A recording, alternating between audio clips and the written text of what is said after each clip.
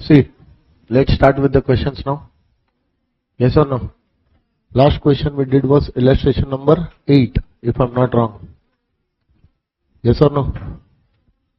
Illustration number 8. Then after that illustration number 9. 12 is also done, no? 11, 12 both done. Okay.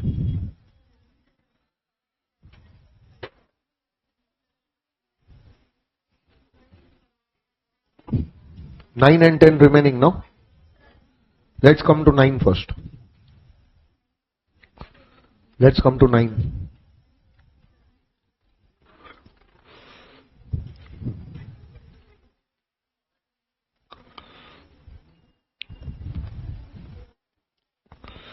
Page number 270. Okay. See. Delta Limited credited the following amounts to the account of recipient. Resident pays. First of all, Delta Limited, assessee is Delta Limited, right? No? Credited the following amounts to the account of resident pays. Meaning, who is the payer? Payer is Delta Limited, right? And the payees are residents. Payees are residents. Okay. In the month of March 2026, without deduction of tax at source, you are supposed to deduct the TDS, and if you have not deducted, then the payment will not be treated as your business expense. 30% of the payment will be disallowed if the payment is made to resident. Yes or no? Wait. Now see, for that, first of all, you should be liable to deduct TDS. Just because you are making that payment, you will not become liable to deduct TDS. When you become liable to deduct TDS? So there are conditions. Based on that, you become liable to deduct TDS. And if you are liable to deduct TDS on any payment, and then if you are not deducting, then the payment will be disallowed. So first of all,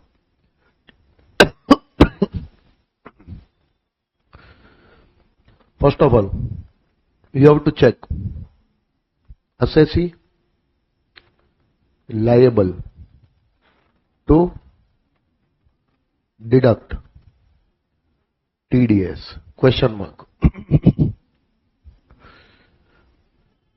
And TDS is deducted, question mark. And then TDS is deposited on or before. What? Due date of filing ROI. So first of all, you have to deduct the TDS and you have to deposit the TDS on or before the due date of filing ROI. Yes or no? But for that, you should be liable to deduct the TDS. If you are not liable, then not deducted, not deposited. The payment will not be disallowed. Understanding or not? But if you are liable, then deduct and deposit. Only then the payment will be allowed. Understanding? So now, who is the payer? Come on, tell me. Who is the payer? Delta Limited. In the month of March 26, following payments are made without deducting TDS. So first of all, you should see that whether you are liable to deduct TDS or not. Understanding? For that you should be aware about the TDS provisions, which are yet to be done. So before that, I'll give you some idea that when you are liable, when you are not liable, yes or no. First of all, read. What would be the consequence of non-deduction of TDS by Delta Limited on these amounts during the financial year 25-26, assuming that the resident pay in all these cases mentioned below have not paid the tax, if any, which was required to deducted by the Delta Limited. See, Delta Limited is giving what? Salary to employees, and all the employees are what? Resident. So the person to whom you are giving the salary, employees, are residents. So to the resident employee, you are paying what? Salary. Credited and paid in the month of March. So now there is one section. I'll tell you the section number. Okay, no? Section number 192. Section number 192. This section says that if an employer gives what? Salary. Which salary? Taxable salary. Which salary? Taxable salary. Taxable salary means after deduction and everything, final amount. Yes or no? Taxable salary to the employee. Whether the employee is a resident or a non-resident, and if the taxable salary is more than the basic exemption limit of the employee. Yes or no? So if the taxable salary is more than the basic exemption limit of the employee, then the TDS is required to be deducted under section 192. Under section 192 at normal rates applicable to the employee or 115 BSE rates applicable to the employee. So this is section 192 says. Now, if 192 says that irrespective of anything, if you are an employer, you are paying the taxable salary to your employee who is resident or non-resident, who is a resident or a, and if that salary is more than employee's basic exemption limit, then compulsory you are required to deduct the TDS. Then the liability to deduct the TDS arises. Now the TDS is required to be deducted at the time of payment. At the time of payment. So whenever the salary will be paid, at that time the TDS has to be deducted. Now, there are few employees, tell me yes or no. There are few employees. Who is the employee? Mr. X. X is a resident. X is a, how much salary is given to him? 14 lakhs. Is it more than the basic exemption limit? How much is the basic exemption limit? 2,50,000. Hello? Or if you see, then this 115 BSE, the basic exemption limit is 4 lakhs. So whether you follow whether the employee is following 115 BSE or not, his taxable salary given to him is 14 lakhs, which is more than basic exemption limit. Hence, Delta Limited is compulsorily required to deduct the TDS. But in the question it is given, Delta Limited gave these amounts without deduction of TDS. So salary is given without TDS, and it is given to Mr. X, who is a resident. Will this salary be treated as business expense? Yes, but there will be a disallowance attracted, 40A IA, 40A IA, which says that 30% of such salary, 30% of such payment which is made to a resident, including salary, any payment for any business expense, including salary, to any resident will be disallowed to the extent of 30% if on that payment you have failed to deduct TDS. Did you deduct TDS? Then will the payment be allowed? Yes, allowed, but not fully. 30% will be disallowed. So how much out of 14 lakh will be disallowed? How much out of 14 lakh will be disallowed? 30%. That is See, disallowance under section 40A IF 4,20,000. Understanding or not? Meaning remaining salary 9,80,000 will be allowed as a deduction. But 14 lakh cannot be taken as a deduction. So out of 14 lakh salary, 4,20,000 will be disallowed, will be added back to the profits. And remaining 9,80,000 is allowed, will not be added back to the profits. Understanding? Everyone? Sure? Okay. Now next one. What Alpha Limited is giving? Delta Limited is giving directors remuneration. When the remuneration is credited? March. And it is paid in the month of April. Now see, the amount given is what? Directors remuneration. Okay, no? Pay attention, very important thing I am going to discuss now. Now see, there is one section 194J. Which section? In that section, it is given that if any person, what did I say? Any person gives any of these 5 payments, A, B, C, D and E. 5 payments. Any of these 5 payments. One is professional fees. Second is fees for technical services. Third one is royalty. Fourth one is directors remuneration. And fifth one is non-compete fees. Now any of these payments by this person is made to, any person is made to any person who is a resident. Then section 194J will apply. Which section will apply?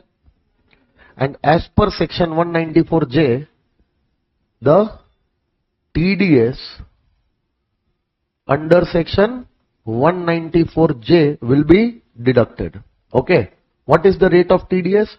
TDS will be deducted either at the rate of 2%,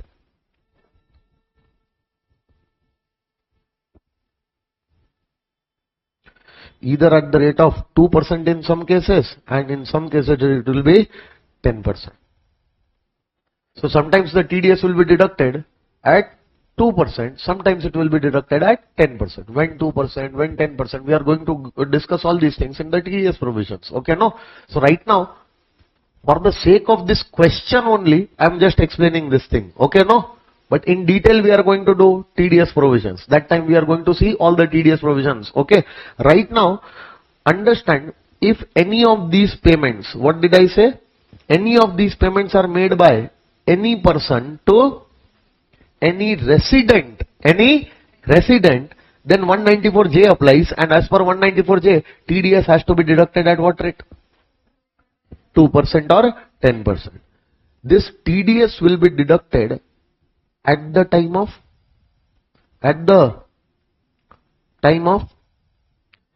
payment of that amount, or at the time of credit of that amount, whichever is earlier. What did I say? Whichever is earlier.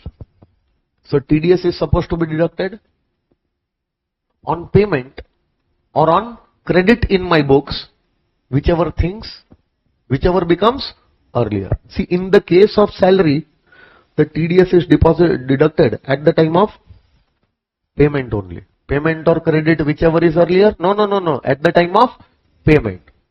So March month salary was paid in the month of March itself. So the TDS was supposed to be deducted in the month of March, which you did not deduct in the month of March. Hence, 30% amount was disallowed. Yes or no? But in the case of this payment, the TDS is to be deducted at the time of payment. No. At the time of payment or credit of that amount, whichever happens. So in your books, you are giving the credit in the month of March. and actually the payment is made in April.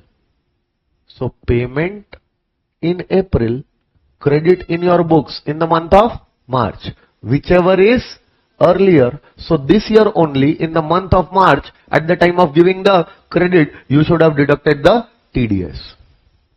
Hello?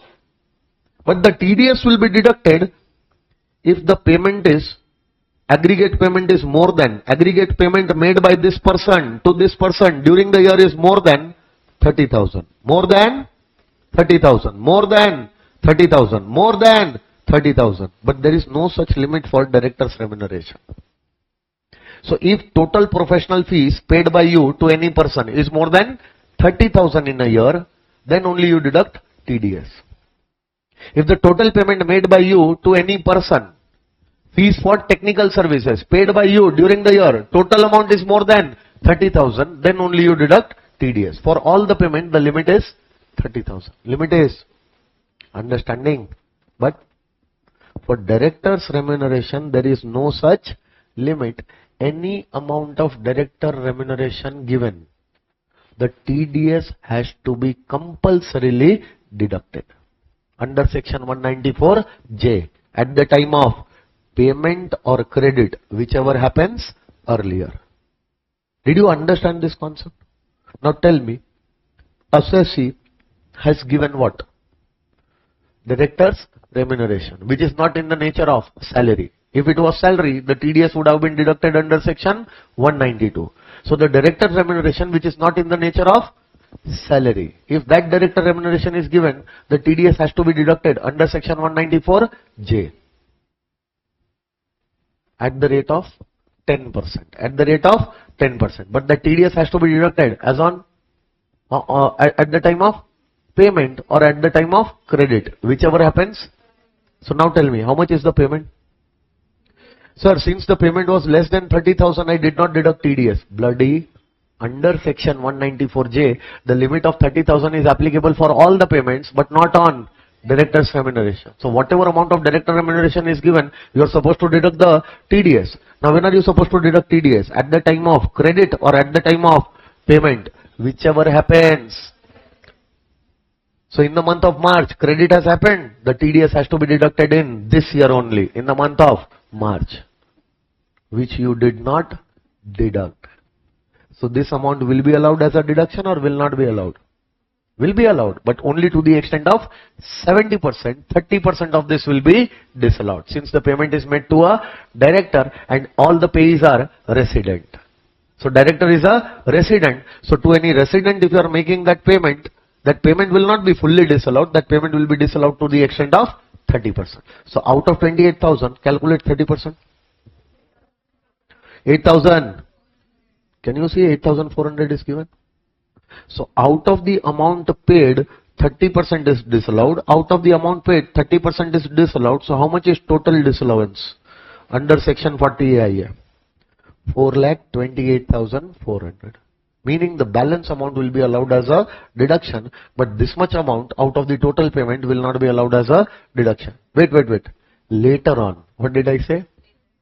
If you actually deduct the TDS and deposit, then in that year, proviso will be applicable and the amount which is disallowed right now will be later on allowed as a deduction in the previous year in which the TDS was actually deducted and deposited. In that year, this amount will be allowed as a deduction. Do you remember that? Yes or no? So now the question is over. Now they are asking you, would your answer change if Delta Limited has deducted tax on director's remuneration in April 26 at the time of payment and remitted the same in July 26? My answer is not going to change.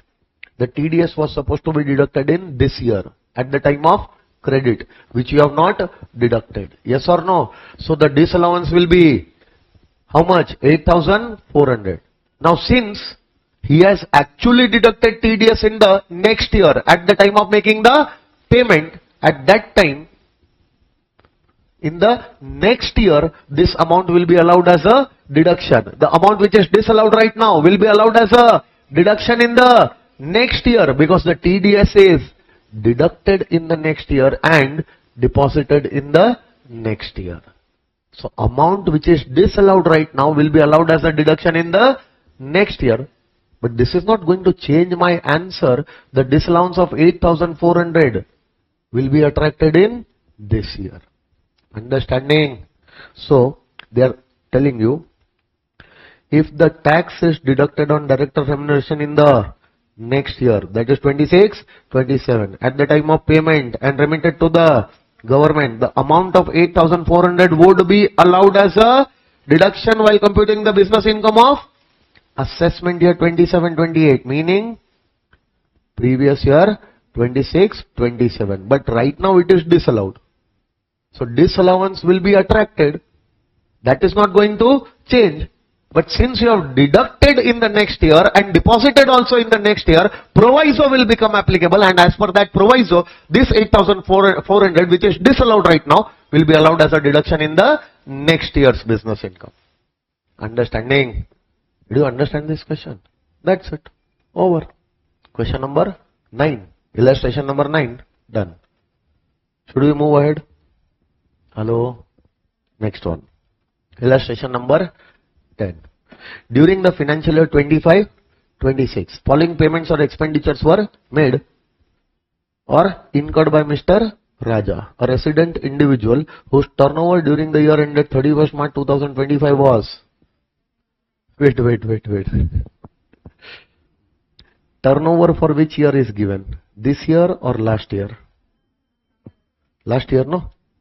Now, before actually reading this question, I will have to explain a small concept. See, payer. Payer means the person who is making the payment. If the payer is an individual or HUF, is an individual or whose last year's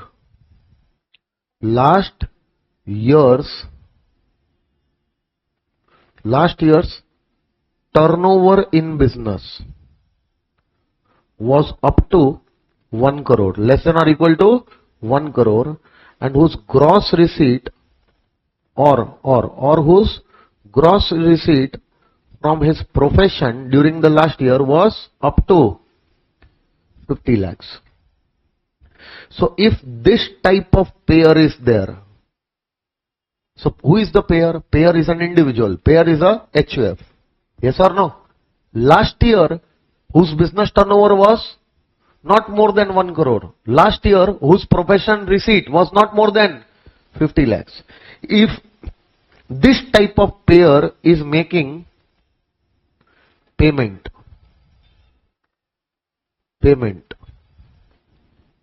of interest covered under section 194A, or he is making the payment of contract fees covered under section 194C, or he is making the payment of commission or brokerage under section 194H, or he is making the payment of commission or brokerage, or he is making a payment of rent under section 194I, or he is making those 5 payments which are given under section 194J. Just now we saw those 5 payments, no? And if he is making any payment of perquisite in the course of business or profession as per section 194R, if 1, 2, 3, 4, 5 and 6, any of these payments are made during the current previous year to any person who is a resident, So if these payments are made to any resident, then these TDS provisions are not applicable to this type of individual or HUF. First of all, you are not liable to deduct any TDS only.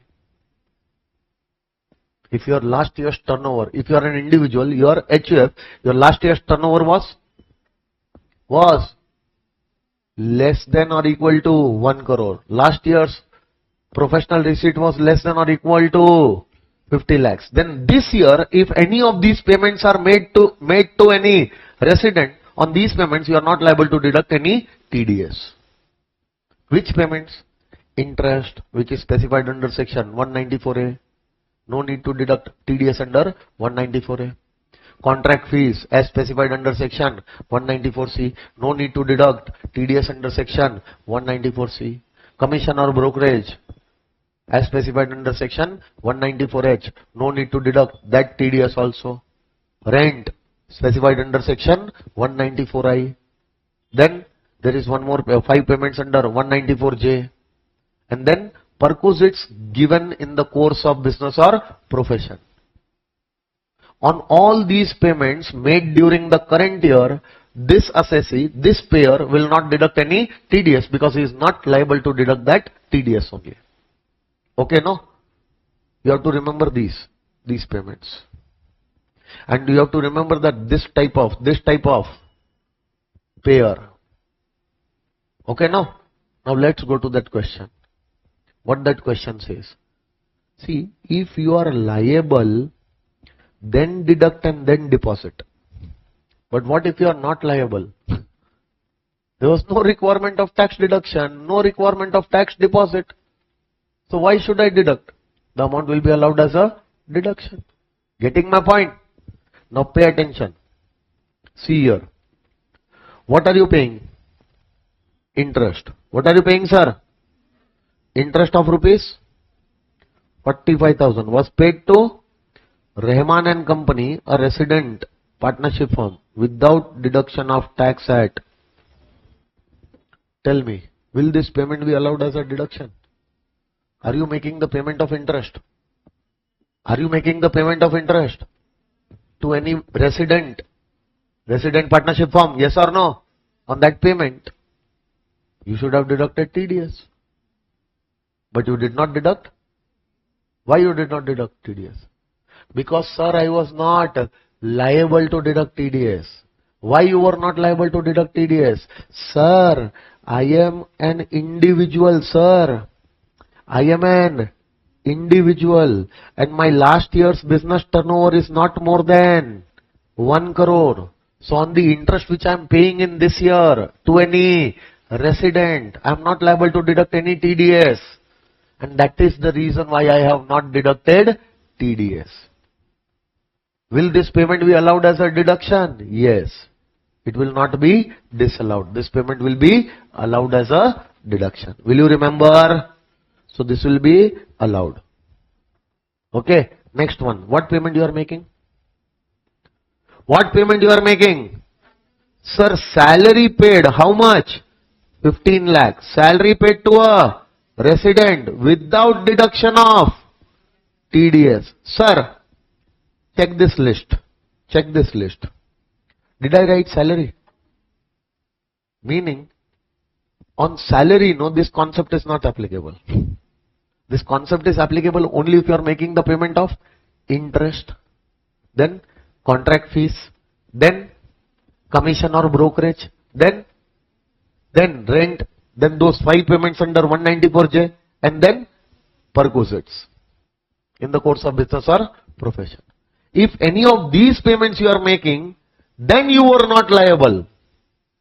But even if your turnover in the last year was not more than 1 crore, if you are an employer, sir, if you are an employer giving taxable salary of more than basic exemption limit to your employee, on that compulsory you are required to deduct TDS, which you have not deducted. That salary will not be allowed as a deduction fully. This allowance will be attracted. If that salary was paid to a non-resident, 100% of that salary would have been disallowed as per 40A3. Yes or no? But since the salary was paid to resident, full salary will be disallowed or only 30% will be disallowed. So this 15 lakh, out of this 15 lakh, how much will be disallowed? 30%. Amounting to? Will be disallowed. Under which section? Under which section? 40 clause A, subclause IA. And see, later on if you deduct that TDS and deposit that TDS in the year in which you have deducted and deposited, in that year this 4,50,000 will be allowed as a deduction. But in this year this 4,50,000 will be disallowed. Will you remember, sir? So 15 lakh will be fully allowed, or out of that 10,50,000 will be allowed and 4,50,000 will be disallowed. Add 4,50,000 back to your profit. Take the deduction only of 10,50,000. Now that 4,50,000 we will allow you as a deduction in the year in which you actually deduct this TDS, which you are supposed to deduct right now, and deposit that TDS. Understanding? Now see, what is this payment? Third payment? Commission of rupees? Commission of rupees was paid to Vidyasagar. So now you are making the payment of commission and amount is 26,000 and paid to Mr. Vidyasagar, who is a resident, without deduction of tax at source. Check this, check this, check this. Can you see commission anywhere? So on commission you are supposed to deduct TDS under section 194H, but you are not going to deduct that because you are an individual or HUF whose last year's turnover was not more than 1 CR. Yes or no? So are you an individual? Yes. Is your turnover during the last year less than or equal to 1 crore? Yes. So on this commission also you are not liable to deduct any TDS. So this commission will also be fully allowed as a deduction. Briefly discuss whether any disallowances arises under the provisions of section 40A IA, assuming that payees in all the cases mentioned above have not paid the tax, if any, which was required. So disallowance in the first case, the obligation to deduct TDS from interest, okay,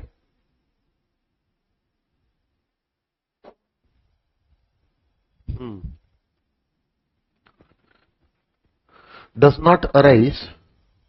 The obligation of TDS paid to a resident arises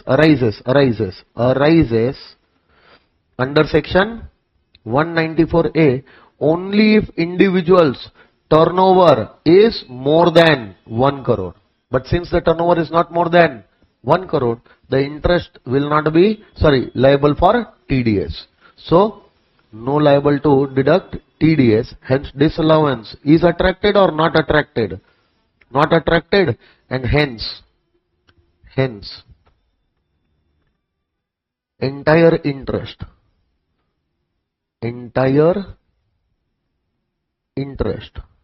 how much? 45,000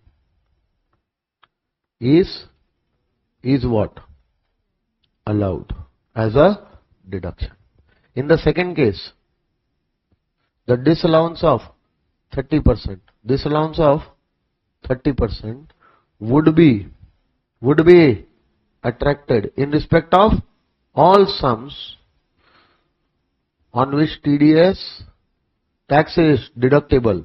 Okay, section 192, which requires deduction of tax from salary. The obligation to deduct tax at source under section 192 arises in the hands of all assessee employer, even if the turnover amount does not exceed 1 crore in the immediately preceding previous year, which we told. Yes or no?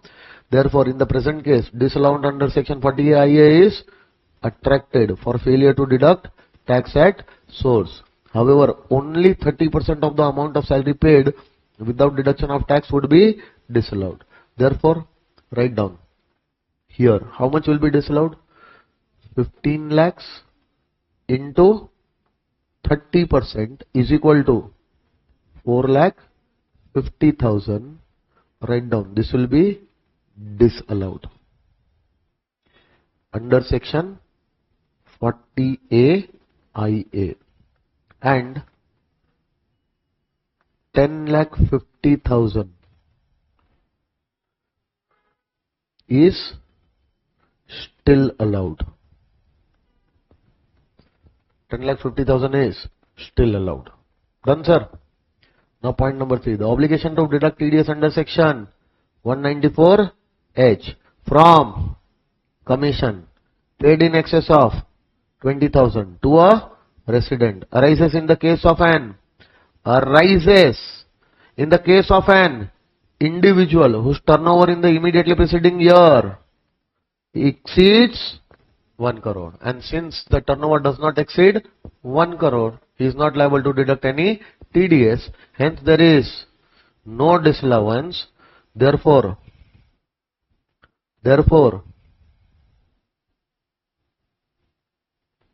what?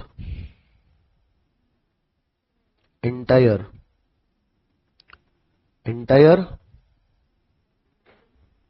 commission. How much was the amount? 26,000 is allowed.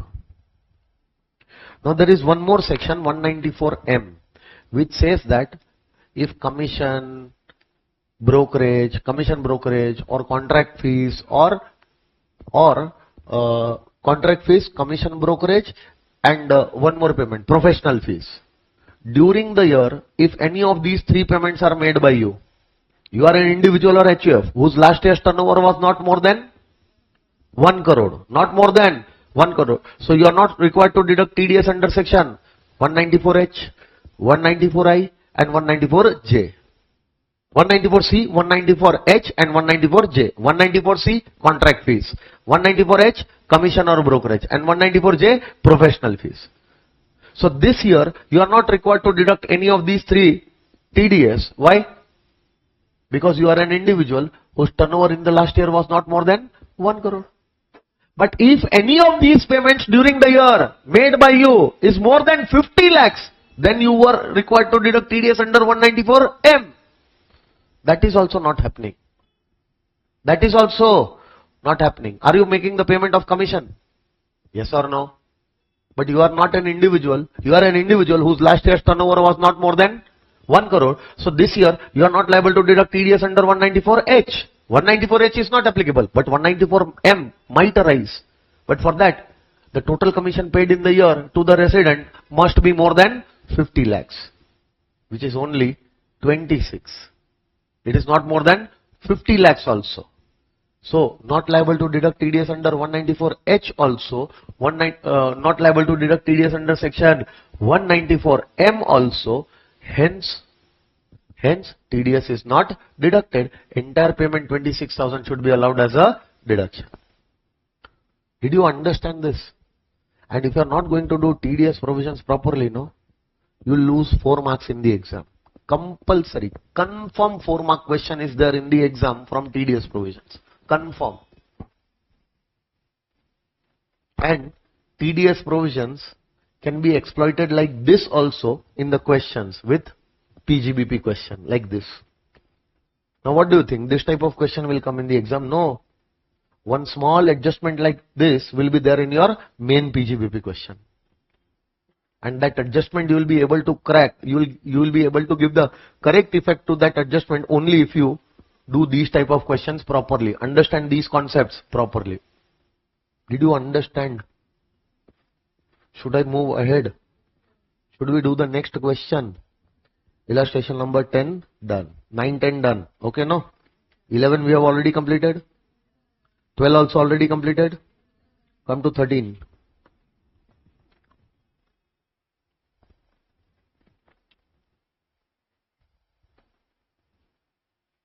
13. Very difficult question, huh? Do you remember 40A, subsection 2, subsection 3, subsection 7, subsection 9, contribution to unapproved gratuity fund, contribution to non-statutory funds, contribution to statutory funds in excess of statutory requirement, disallowed, disallowed, disallowed, yes or no?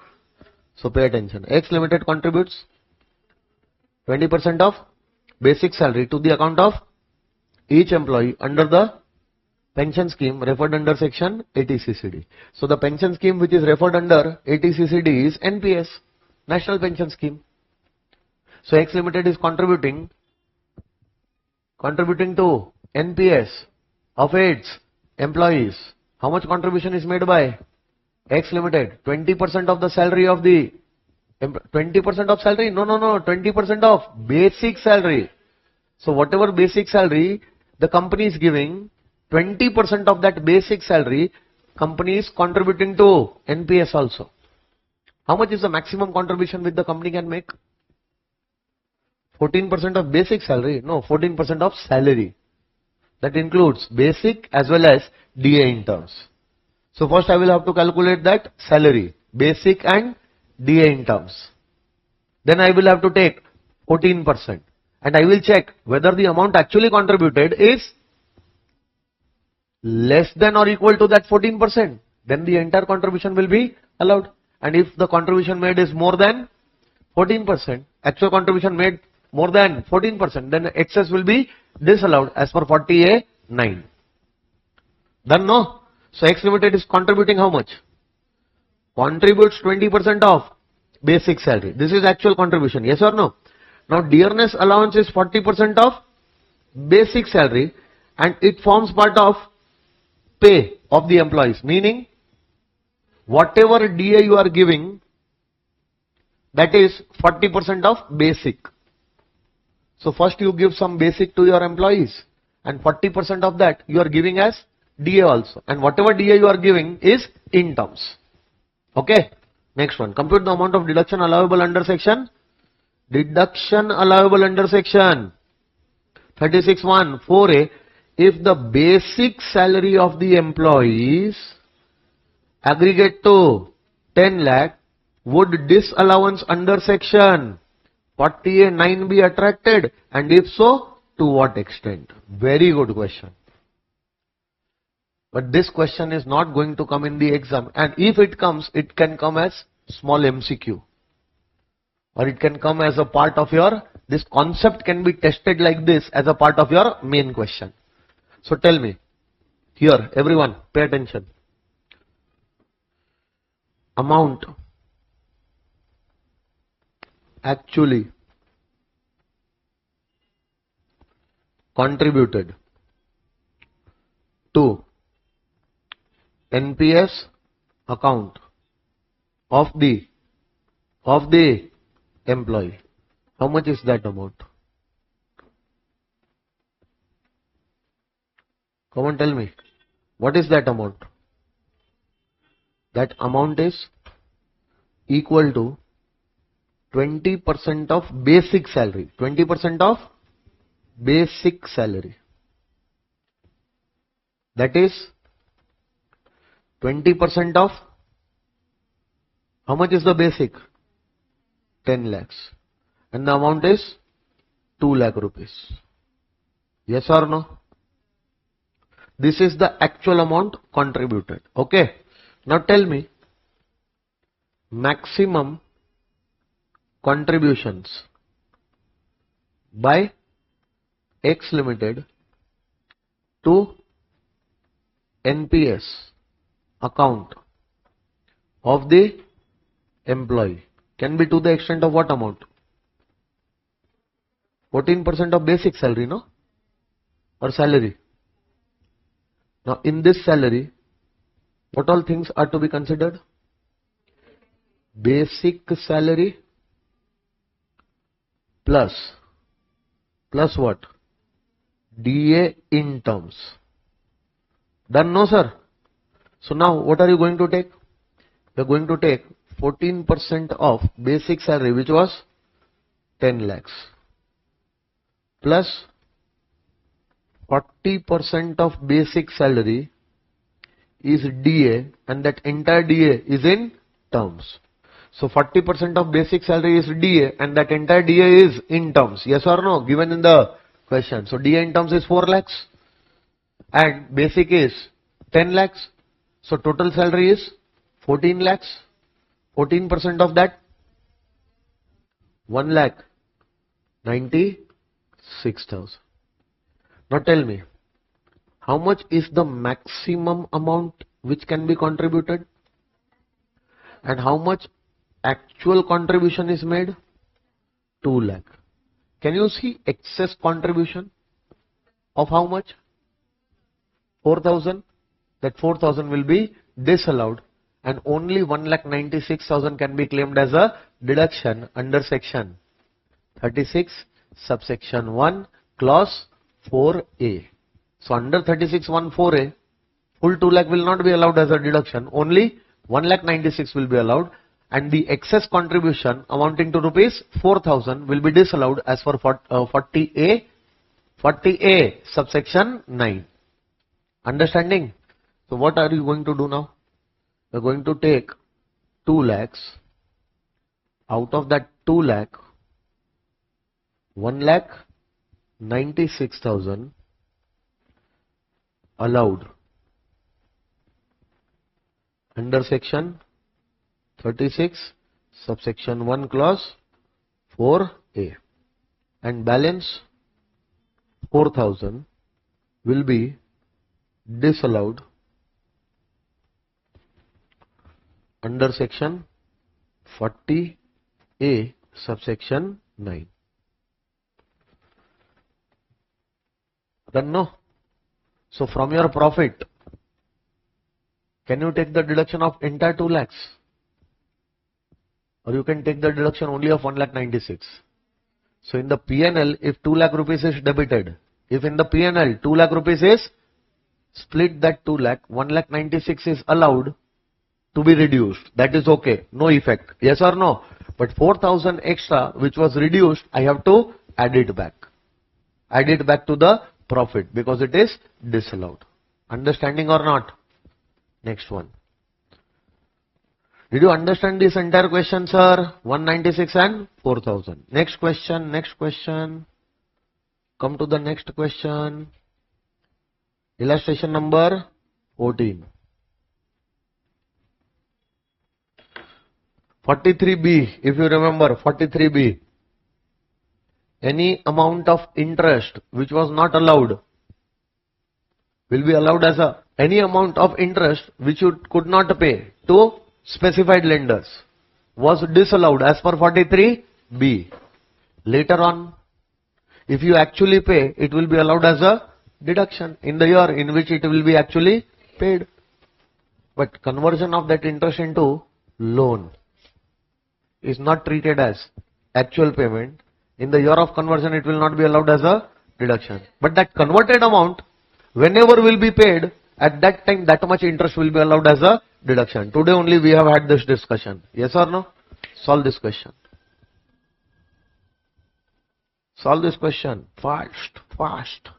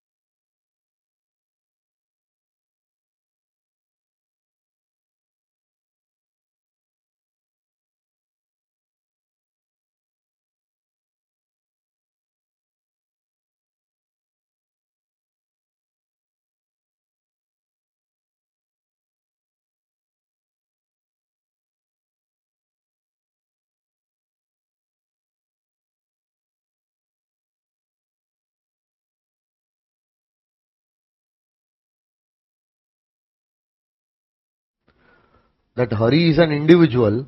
He is in the business of purchase and sale of agricultural commodities like paddy, wheat, etc. Okay. Now he is in a business. But for his business, he has taken a loan. Loan from Andhra Pradesh State Finance Corporation. State Finance Corporation, SFC. Yes or no? From that the loan is taken. And Indian Bank. Any scheduled bank. Yes or no? So loan is taken from specified lender for the purpose of business.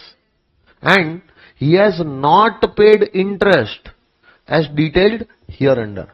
So this much interest is not paid to State Finance Corporation and this much interest is not paid to the bank. So this interest was for 24-25 and 25-26 and this interest was for 25-26. So this entire interest will be disallowed as per 43B. Cannot be claimed as a deduction till the time you don't actually pay. Now what happened? Both AP, SFC and Indian Bank, while restructuring the loan facilities of Hari during the year 25-26, converted the above interest payable by Hari to them as a loan repayable in 60 equal installments.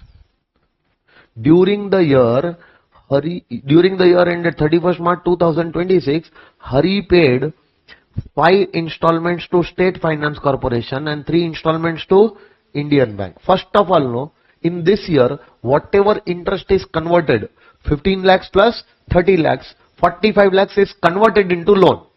That conversion is not treated as payment. Hence, on conversion, the deduction will not be allowed. But that converted loan, whenever it will be paid, to that extent, the interest will be allowed as a deduction. So out of the converted loan, out of the, how many installments are paid to SFC, State Finance Corporation in this year? 5. So first of all, how much was the loan payable? 50. So how much was the interest? 15 lakhs. That got converted into loan. So 15 lakh is to be paid in 60 installments. So 15 lakh divided by 60. 25,000 per installment. Yes or no? How many such installments are paid in this year? So 25,000 into 5. So out of 15 lakh interest, only 1,25,000 interest is paid in this year in the form of loan repayment. Yes or no? That will be allowed as a deduction in this year. Understanding? How much was the interest for Indian Bank? 30 lakhs. Even that is to be repaid in 60 installments. 30 lakhs divided by 60 will be 50,000 per installment. And how much such installments are paid in this year to Indian Bank? 3 installment into 3. 1,50,000. So out of that 30, only 1,50,000 interest is paid in this year. That will be allowed as a deduction. That's it. See the answer. 1,25,000 to Andhra Pradesh State Finance Corporation and 1,50,000 to Indian Bank. Total deduction available will be 2,75,000. Such type of questions will come in the exam and you will not be able to write the answer. 4 mark cash marks are available for these type of questions. Understood? Should I move ahead? Okay, perfect. Now, let's go to the next illustration. Illustration number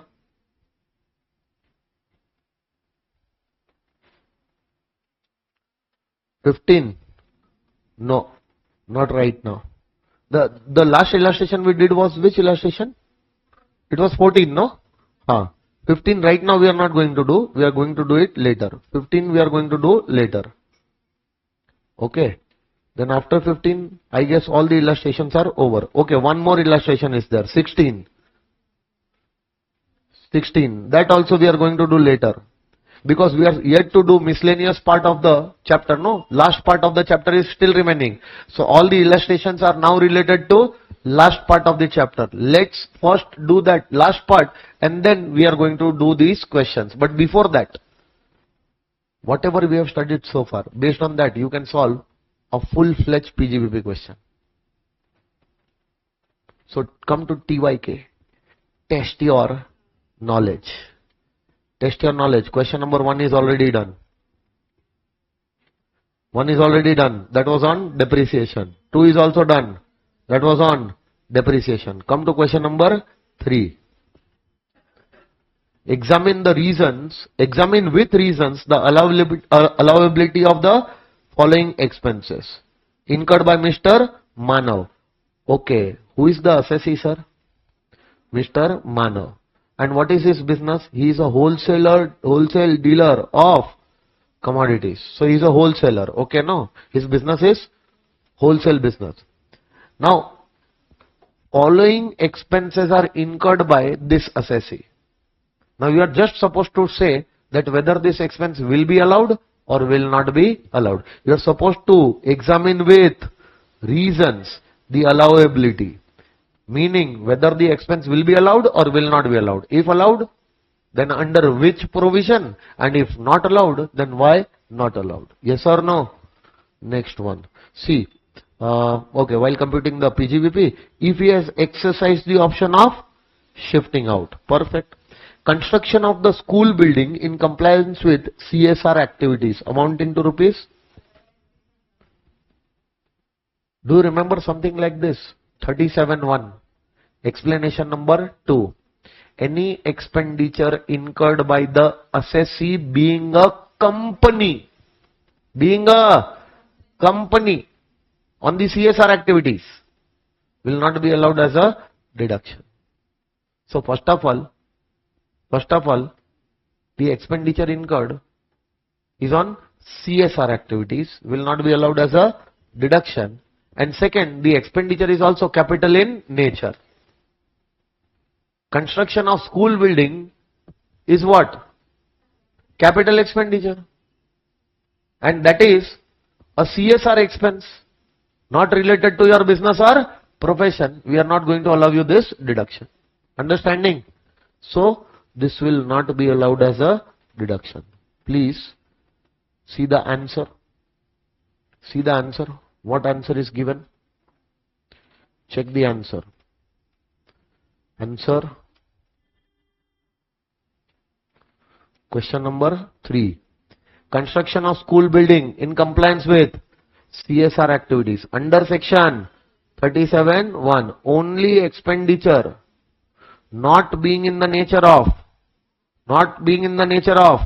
capital expenditure or personal expense and not covered under section 30-36 and incurred wholly and exclusively for the purpose of business is allowed as a deduction. Okay, so which type of expense is allowed under 37.1? Written there. Okay, next one. However, any expenditure incurred by an assessee on the activities relating to corporate social responsibility shall not be deemed to have been incurred for the purpose of business and hence shall not be allowed as a deduction under section 37. Accordingly, the amount of 5,60,000 incurred by Mr. Manav towards the construction of school building in compliance of CSR activity shall not be allowed as a deduction. Understood, no? Same discussion we also have made. Okay? Next one. Number 2. Point number 2. What is that point number 2? Purchase of building for the purpose of specified business of setting up and operating a warehousing facility for storage of food grains amounting to 4,50,000. Will it be allowed? It will be allowed. Allowed under section 35 AD. 35 AD says any capital expenditure, meaning cost of any asset other than land, goodwill and financial instruments incurred by the assessee will be allowed as a deduction under section 35 AD. So even the cost of building is eligible, it will be allowed as a deduction under 35 AD. Next one. Interest on loan paid to Mr. X. Are you paying interest on loan to a specified lender or to Mr. X? So you are an assessee, you are making the payment of interest. Interest is paid to Mr. A, who is not a specified lender. First of all, he is not a specified lender and he is a resident also. Okay. So how much interest is paid? 50,000, on which tax has not been deducted. The sales for the previous year 24-25 was 200 2 lakhs, Mr. X has not paid the tax, if any, on such interest. First of all, who are you? Manav. Your name is Mr. Manav. Are you an individual? Are you an individual? And your last year's sales turnover in your business was 202 lakhs, meaning more than 1 crore. So you are an individual whose last year's turnover is more than 1 crore. This year interest you are paying to any resident. On that interest, you should have deducted TDS under section 194A, because the amount of interest is more than 10,000. Under section 194A, you are liable to deduct TDS if the amount of interest is more than 10,000. Yes or no? So if the interest paid is more than 10,000, you are liable to deduct TDS in this year, because your last year's turnover is more than 1 crore. So payer like you has to deduct TDS in this year. Have you deducted? And that person to whom you are giving that interest has also not paid the tax. So first of all, the amount on which you were supposed to deduct the TDS was how much? 50,000. Was how much? And that amount is paid to any resident. On that, if you have not deducted TDS, what will happen? Entire payment will not be allowed as a deduction. Only 70% will be allowed and remaining 30% will be disallowed as per 40A IA. Yes or no? So what will do? What will you do? 50,000, 2 splits. Number 1, 30% is 15,000, that will be disallowed, and number 2, 35,000, only that much interest will be allowed as a deduction. Now go and check the answer of this. Go and check the answer. Point number 3. As per section 194A, which is applicable on TDS for interest, Manav, who is an individual, is required to deduct TDS on the amount of interest on loan paid to Mr. X, since turnover during the previous year 24-25, last year, is more than 1 crore. Yes or no? Therefore, 15,000 being 30% of 50,000 would be disallowed under section 40A while computing the business income of Mr. Manav for non-deduction of tax on interest. The balance 35,000 will be allowed as a deduction under section 36(1)(3), because interest is allowed as a deduction under section 36(1)(3), but full 50,000 will not be allowed, only 35,000 will be allowed. Balance 15,000 is disallowed as per 40A IA. Done, sir? Should I move ahead? Next point. Point number 4. Read that point. Commodities transaction tax paid 20,000 on sale of bullion. So any CTT paid on the buying and selling transaction of commodities. Bullion is a commodity.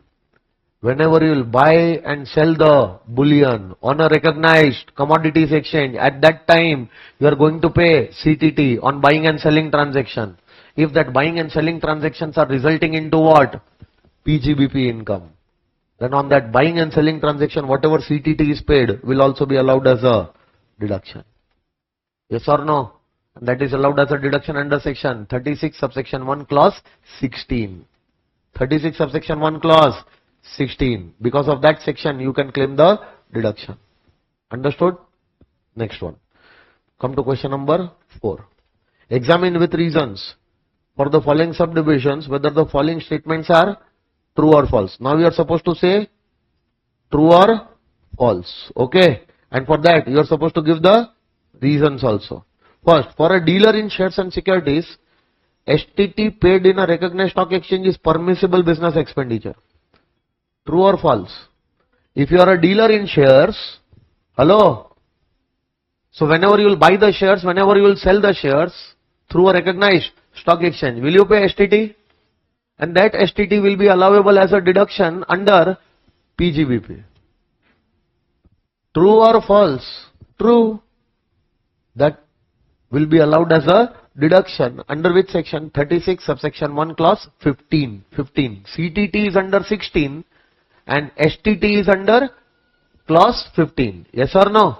So that will be allowed as a deduction because dealer of the shares and securities will show the transactions of buying, will show the income of buying and selling transaction under PGBP head, and on those transactions if STT is paid, that is absolutely allowed as a deduction under PGBP head. True. Now next one, where a person follows mercantile system of accounting and expenditure of 25,000 has been allowed on what basis? Accrual basis, and in a later year in respect of the said expenditure assessee makes the payment of 25,000 through payment is more than 10,000 and made by way of prescribed mode or other than prescribed mode, then that payment will be disallowed. No. Payment was already allowed. And that payment which is already allowed, that expense which is already allowed, against that later on whenever the payment will be made other than prescribed modes, now that cannot be disallowed.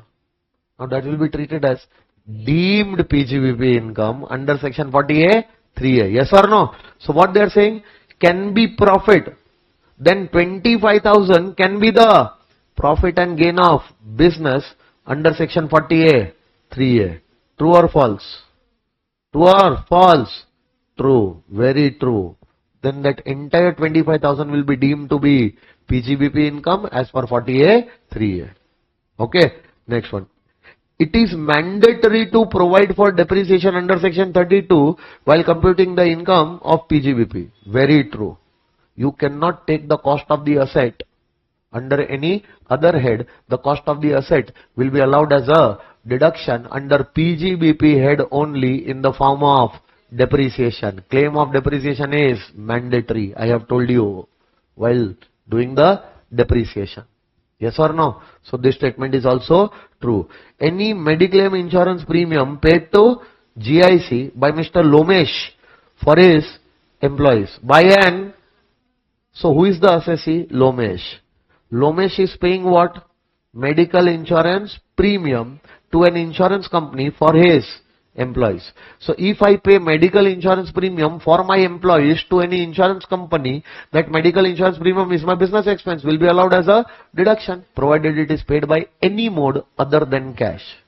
So how Lomesh is paying? Account pay check. Yes or no? Will it be allowed as a deduction? Yes. So is a deductible expenditure under section 36? The answer is true. Under section 35, DDA, amortization of expenditure incurred under eligible voluntary retirement scheme at the time of retirement alone can be done. Read the question, read the thing properly. At the time of retirement only can be done, or in 5 equal annual installments. So the amortization will not be done in the year of retirement alone. It will be done in 5 equal annual installments starting from the year in which that expenditure is incurred. So this statement is false. This statement is false. An individual engaged in trading activities and exercising the option of shifting out can claim additional depreciation in respect of new plant and machinery acquired and installed in the trading concern where the increase in the value of such plant as compared to the approved base year is more than 10%. Tell me what this is asking. They are saying that if the assessee is in the trading business, in his trading business he has acquired what? New plant and machinery, and he is not opting for 115 BSE, he is shifting out of 115 BSE, then whatever new plant and machinery he has acquired in his trading business and installed in his trading business, on that he can claim additional depreciation. Or he cannot claim. It is saying that he can claim.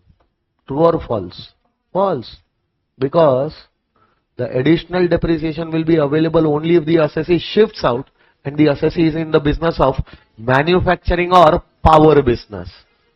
Additional depreciation is not available in the case of assessees engaged in trading business. Hence the statement is false. Yes or no? Next one, fifth one. Examine with reasons the allowability of the following expenses. You are supposed to give the reasons whether the following expenses are allowable or not. You are supposed to say allowable, not allowable, allowable or disallowed, and why. Reasons you are supposed to give. Okay, no? First one. Provision made on the basis of actuarial valuation for payment of gratuity 5 lakh. However, no payment on account of gratuity was made before the due date of filing return. You are just making the provision right now. Provision based on actuarial valuation means you are making the provision to approve gratuity fund. So whenever actuarial valuation happens, as per the actuarial valuation, the amount will go to which fund? Approved gratuity fund. So amount is to be deposited is how much? 5 lakh. But that has to be deposited on or before the due date of filing your ROI. Have you done that or you have not yet done?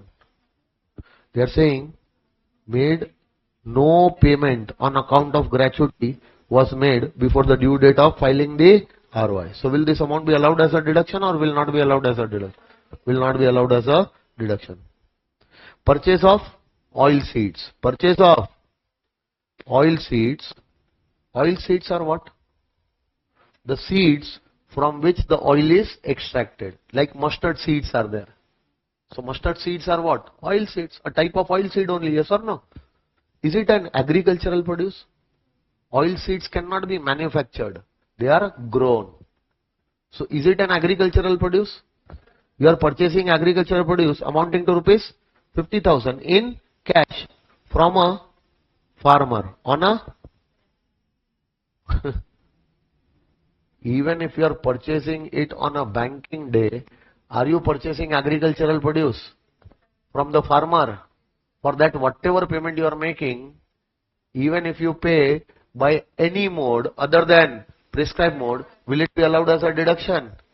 Rule 6DD, exceptions. Do you remember? Will be asked like this. So will be allowed as a deduction or will not be allowed as a deduction? Will be allowed as a deduction. First payment was not allowed, second payment is allowed. Even if the payment is more than 10,000, even if the payment is made in cash, still 40A3A will not be attracted and the payment will be allowed as a deduction because the payment is made for purchase of agricultural produce. Oil seeds is agricultural produce and payment is made to the cultivator, producer or farmer. Yes or no? Next one. Tax on non-monetary perquisite provided to employee is paid by assessee. So assessee is paying tax on the non-monetary perquisites provided to the employee.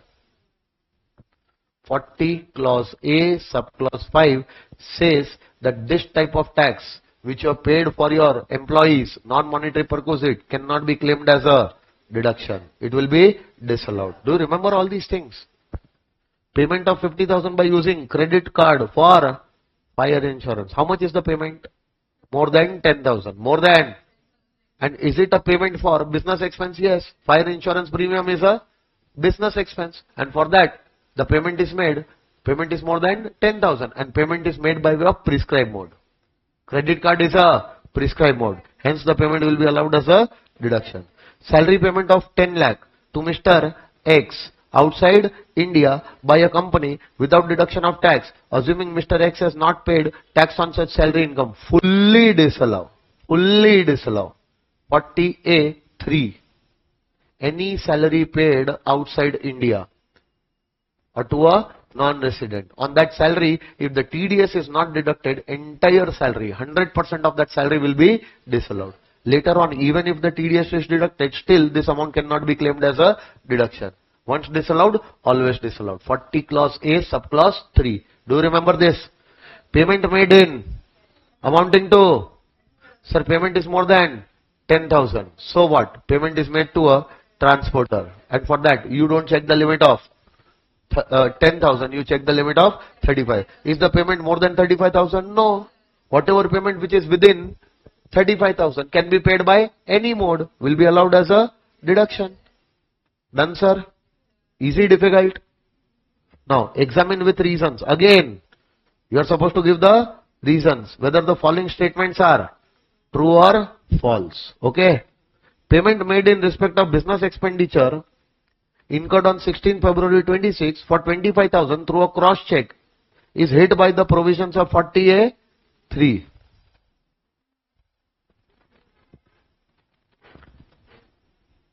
No, allowed, disallowed, they are not asking only. Read what they are asking, true or false.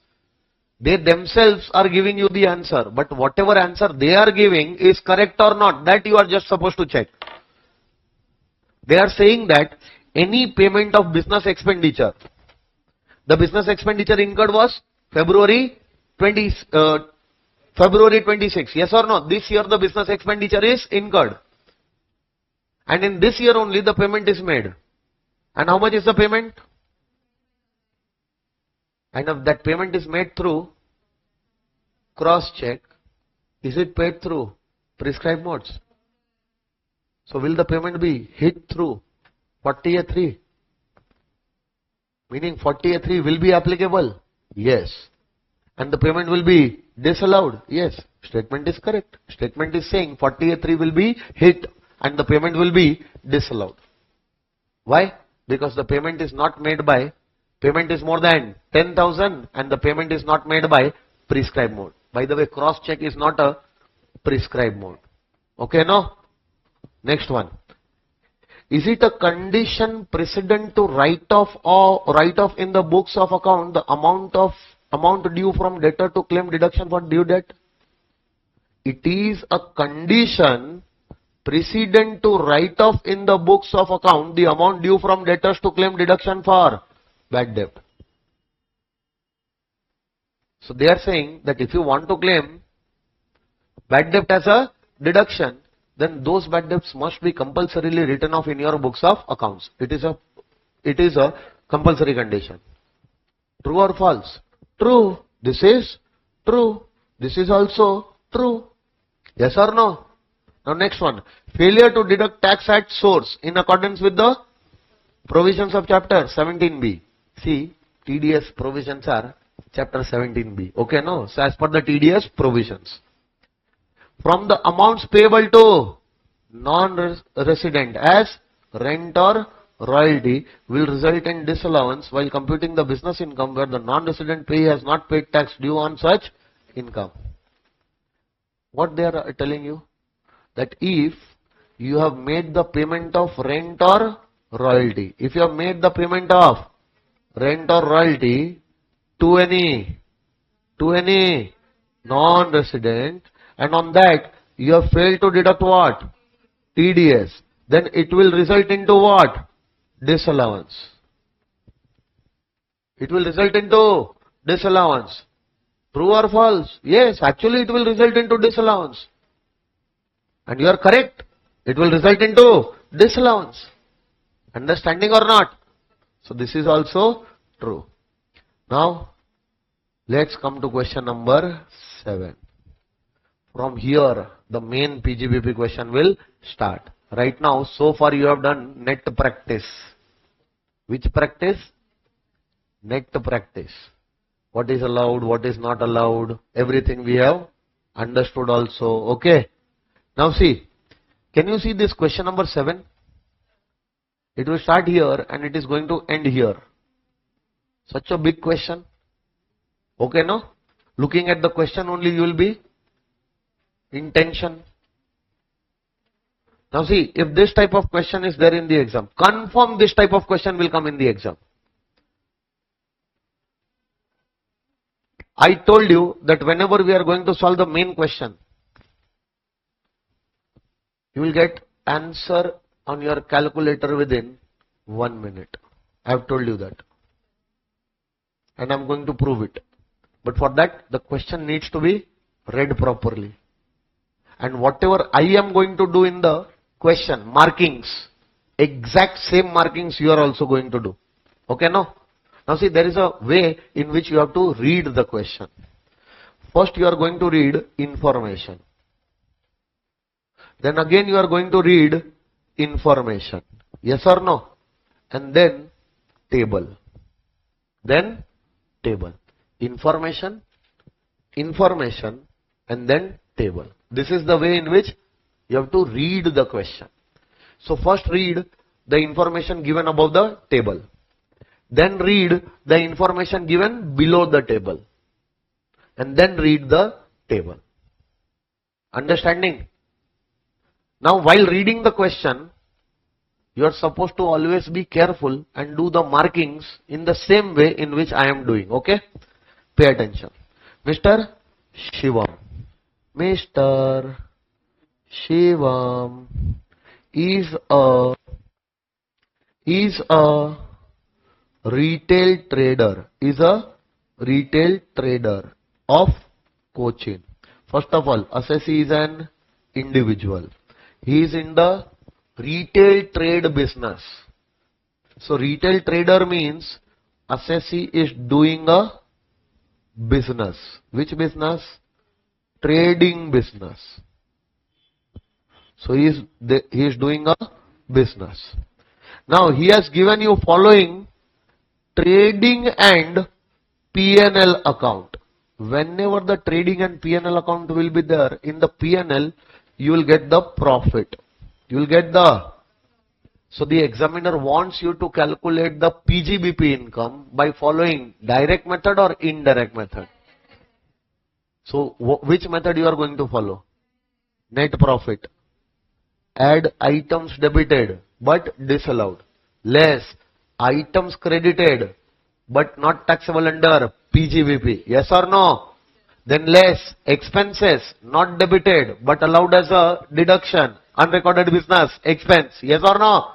Add incomes not credited but taxable under the head PGBP. Unrecorded business incomes. Do you remember all these things? Net profit. You will take this amount and you will clean this net profit. You will get what? PGBP. But in this, items debited, not allowed, add back. Items credited, not taxable under PGBP, less. UBE, unrecorded business expense, less than. UBI, unrecorded business incomes, add. Then add, less, add. In the net profit, you are going to get your PGBP. Understanding or not? So from this net profit, you are going to do, we are going to start the answer. Okay? Start solving the PGBP from this net profit. So from the net profit, if you are deriving your PGBP income, you will have to derive by using which method? Direct method or indirect method? So identify the method. The moment they are saying that the trading and P&L account, trading and P&L account for this year, that means they want you to calculate the PGBP. On what basis? Indirect method. Write down here only. Indirect method will be followed. Okay. Now information you have read. Now you will directly go to the table. No. Go to information. Means now start reading the adjustment with the table. So these adjustments are about the information of that table, or some independent information will also be given in the adjustments. Yes or no? So then this information. Point number 1. It was found that some stocks were omitted to be included both in opening and closing stock. The values are opening stock 9,000, closing stock 18,000. Now what has happened, you know? See, because you have not received, you have not recorded 9,000 on the debit side as opening stock. Hello? Your gross profit has increased. And you have not recorded 18,000 on the credit side. Your gross profit has reduced. It should not be done. You will have to increase your gross profit by, gross profit is your business income, yes or no? So in any business, what is the first income? Gross profit. Gross profit is your business income. Now your business income itself is 9,000 rupees higher since the opening stock was not recorded. And your business income is 18,000 lower because the closing stock was not recorded. So what are you going to do? You are going to record 18,000 on credit side and 9,000 on the debit side, meaning some expense on the debit side is not recorded. You will have to record. Some income on the credit side was not recorded. You will have to record. Can I say 18,000 is a credit item? Income side item? Not recorded means you have to record because this has to increase your profit. Yes or no? And 9,000 was debit side item? Not recorded. Not recorded means your profits were higher. You will have to reduce your profit by recording this expense. So debit side 9,000 was not recorded, but it is your business expense. You should have recorded. Credit side 18,000 was not recorded, but this is your business income. You should have recorded. So 18,000 should be added to the profit and 9,000 should be reduced out of your profit as UBE and UBI. So this is your unrecorded business expense and this is your unrecorded business income. So you will increase your profits by how much? 18,000, and you will reduce your business profit by 9,000. Understanding? Net 9,000 will increase. But don't do any netting. Always give full effects. Did you understand this? Come on, tell me. Your profits, net profit is less by 18,000 because your gross profit was less than 18,000. So you will have to increase your net profit by 18,000. Your net profit is higher by 9,000 because your gross profit was higher by 9,000. So you will have to reduce the net profit by 9,000. Understanding or not? Next one. So put this information in a box like this. Because in this information you have unrecorded business expense and you have unrecorded business income, which you are supposed to add as well as less in your net profit. Okay. Information number 2. Salary includes 10,000 paid to his brother is a related party. And to related party, if you are paying a salary, how much salary you are paying? 10,000, which is entirely unreasonable, or only 2,000 unreasonable. Paying the salary to the brother is my business expense. Hello? But that business expense will be allowed to me as a deduction, provided it is reasonable. Entire 10,000 which you have paid is reasonable, or only 8,000 is reasonable. So how much is unreasonable? That should be allowed or should be disallowed? So 2,000 should be disallowed. But wait. This salary which you have paid to the brother amounting to 10,000 is included in the salary. So can you see this salary 60,000 in the P&L debit side? They are talking about the salary of 60,000 includes 10,000 salary which you have paid to your brother, meaning remaining 50,000 is paid to others. That is allowable. But the salary paid to the brother, 10,000, is not allowable fully. Out of that 10, 2,000 will be disallowed. Understanding or not? So in this information number 2, put a tick mark because this is talking about this salary which is given above. The salary includes, meaning this salary includes the 10,000 which you have paid to your brother, which was unreasonable to the extent of 2,000. So what are you going to do now? You are going to split this 60,000 into 2 parts. 10,000 salary paid to brother, meaning 50,000 salary paid to other. Wow, rhyming.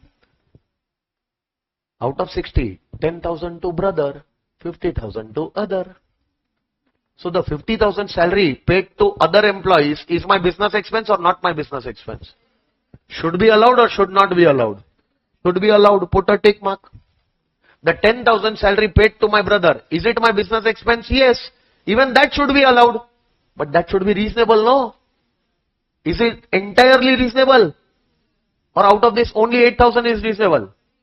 So I will split the 10,000 into two more parts. Out of that 2,000 which is unreasonable and 8,000 which is reasonable.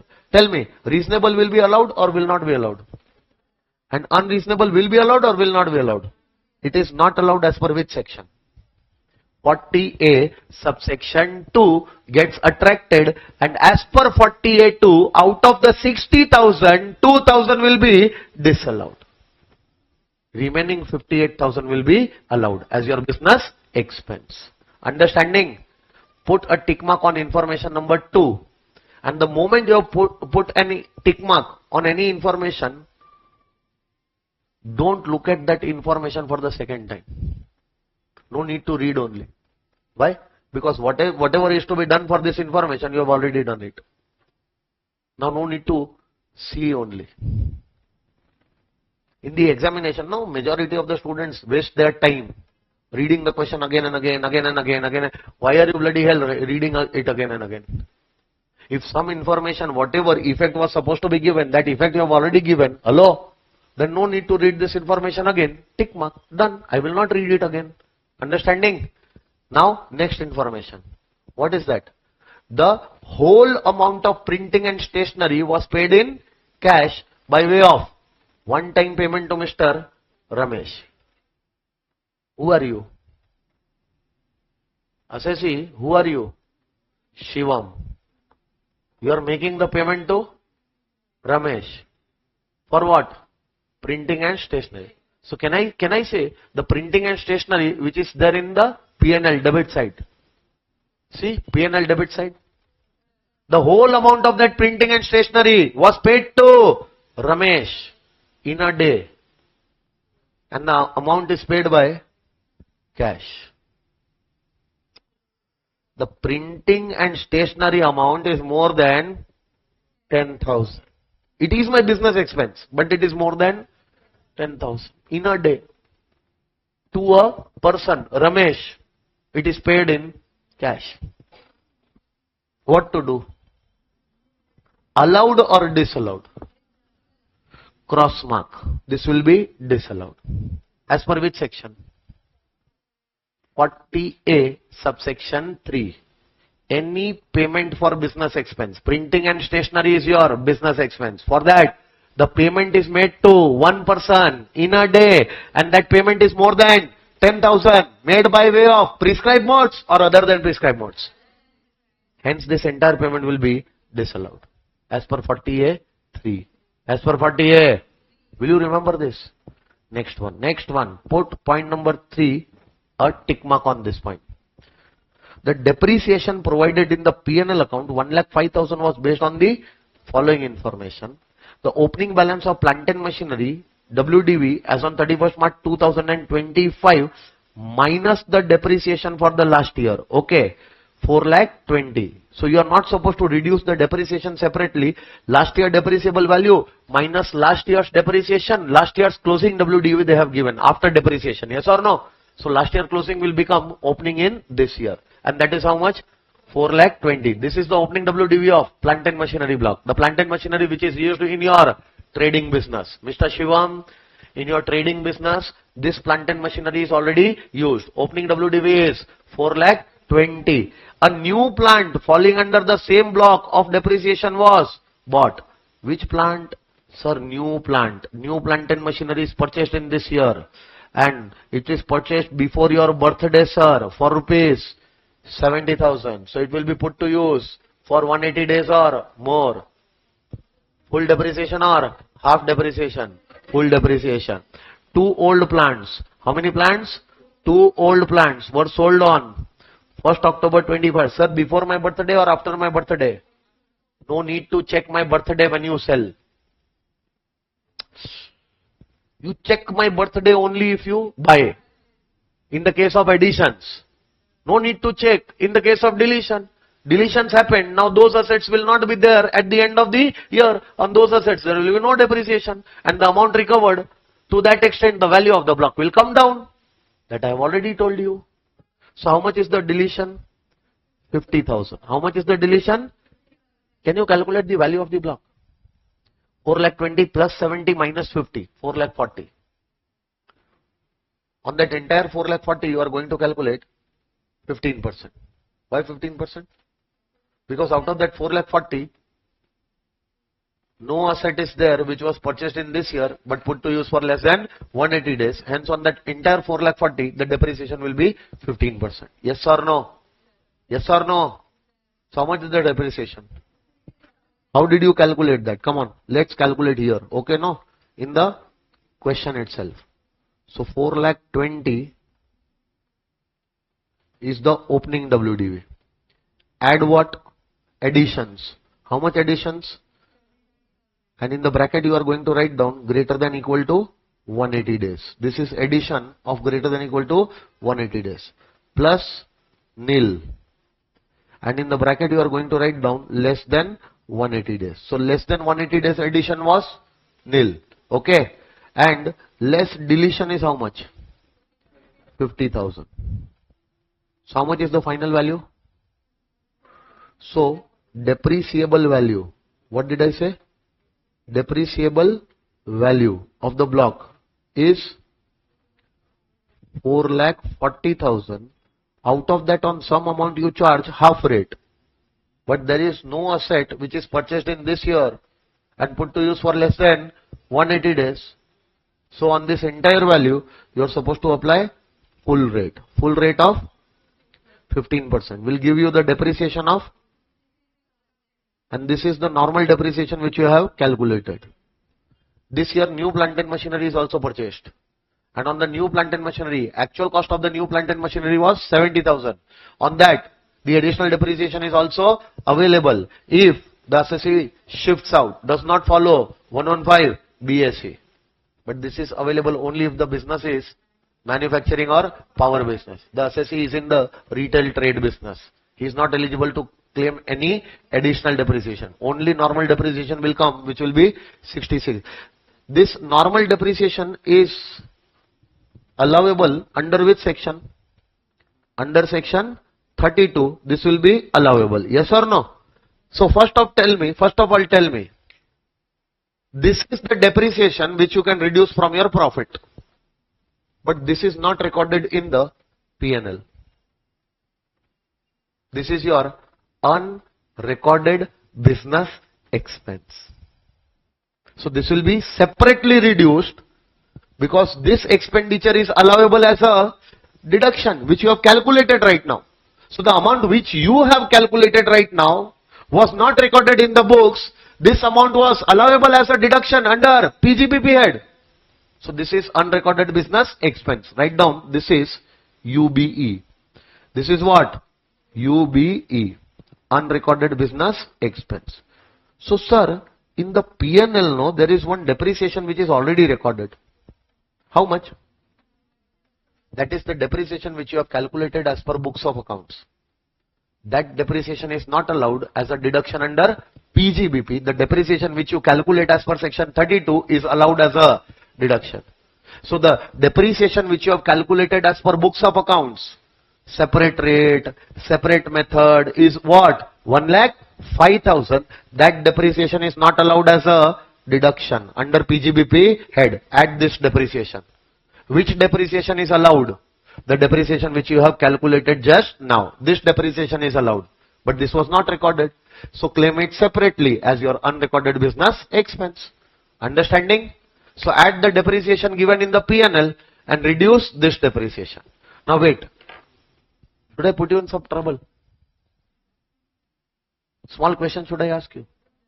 If no information for this depreciation was given, information number 4 was missing, nothing given here, only the depreciation was given in the P&L, then you would have allowed that depreciation.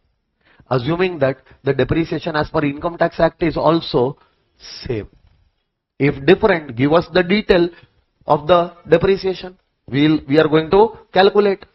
Or tell us that what was the depreciation as per Income Tax Act. We will allow that depreciation. We will not allow recorded in the books. But if you are not giving the separate information to calculate depreciation, or you are not giving the details of the depreciation as per Income Tax Act, we are going to assume that whatever depreciation which is debited in the P&L is as per books also same and as per Income Tax Act also same. So we are going to allow that in that case. Hello sir. So in that case, that depreciation was disallowed? No. In that case, that depreciation was allowed. Right now, why are you disallowing that? Because that depreciation is as per books. That is not allowed. The amount which you have calculated right now is as per section 32. This is allowed. You can claim this and they will allow this. So why have you reduced 1,55,000 at that depreciation? That is not to be reduced. You have to reduce this depreciation which was not recorded, so it was not reduced. So reduce it separately as your unrecorded business expense. Yes or no? Understanding? Next one. Rent and rates includes what? GST liability of 3,400 paid on which date? Wait. What is the due date of filing your ROI? Previous year 25-26 will get over and the due date of filing ROI will come on 31st July 26 or 31st July, 31st October 2026. So even before the due date of filing your ROI, the GST is paid in April 2026. So GST is paid. GST is a tax related to your business. And that tax is allowed as a deduction if that tax is paid on or before the due date of filing your ROI. CTBILR. Certain payments, expenses will be allowed only on payment basis. What if this GST was paid on 7th of November? After the due date of filing ROI, then in this year it will be disallowed as per 43B. Understanding? And will be allowed as a deduction in the next year. But this year, out of business income, it will not be allowed as a deduction. It will be disallowed. But since it is paid on 7th of April, meaning before the due date of filing ROI, so it should be allowed or should not be allowed? Should be allowed. It was my business expense. Should be allowed. Why? Because it is paid before the due date of filing ROI. So it will be allowed as a deduction. But this is included in your rent and rates. Can you see rent and rates over here? Can you see rent and rates? How much? 36,000. In this 36,000, 3,400 was the GST and the balance amount is rent and rates. Balance amount is how much? 32,000. So the amount of rent and rates is your business related expense. That will be allowed as a deduction, and 3,400 is a GST. That is also your business related expense. And since you have paid it on or before the due date of filing ROI, this will also be allowed as a deduction. Meaning entire 36,000 will be allowed as a deduction. Understanding or not? Next one, put a tick mark on this. Other general expenses include? Other general expenses include 2,000 paid as donation to? Sir, only the donation to approved institutions, colleges, universities for scientific research, statistical research and research in social science is available as a deduction under section 35. Any donation to public charitable trust is not my business related expense. That is a deduction which I can claim under section 80G. And this amount I cannot claim under PGBP. So this is my business expense or not my business expense? Will I get any deduction for this or I will not get any deduction for this? Will it be allowed or it will be disallowed? But this amount is included in your other general expenses. Can you see other general expenses? Out of this, 2,000 was the donation which will be allowed or not allowed? Not allowed. So meaning Balance 5060 is your other general expense in your business. As per 37(1), general deduction will be allowed for this expense. Understanding? Put a tick mark on this information. Point number 6. You are required to compute what? Profit and gains of Mr. Shivam. Wait.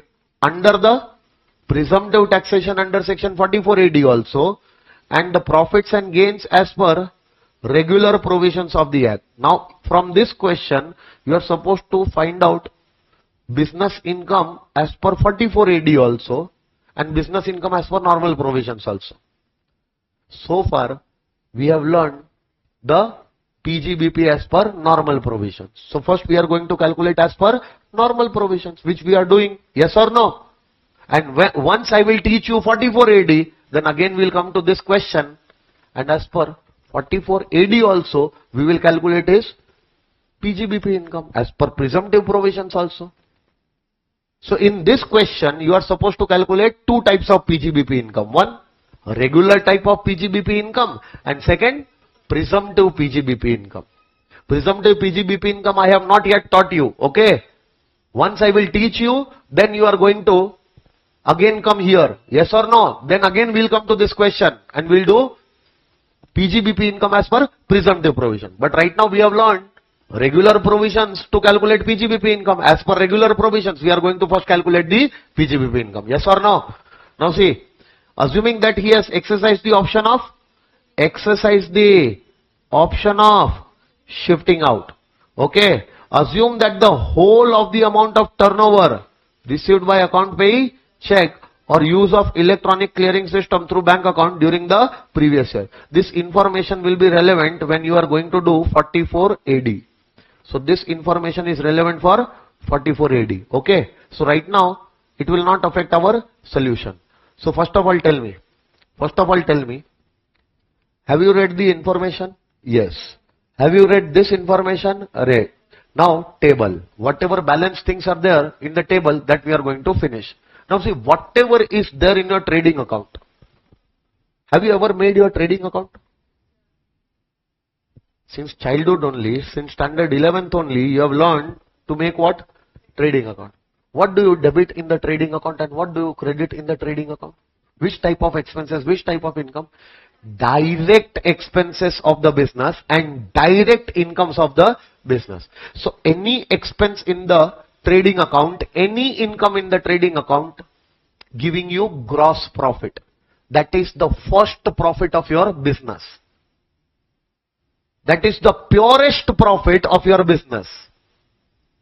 So what is the first profit of your business? Gross profit.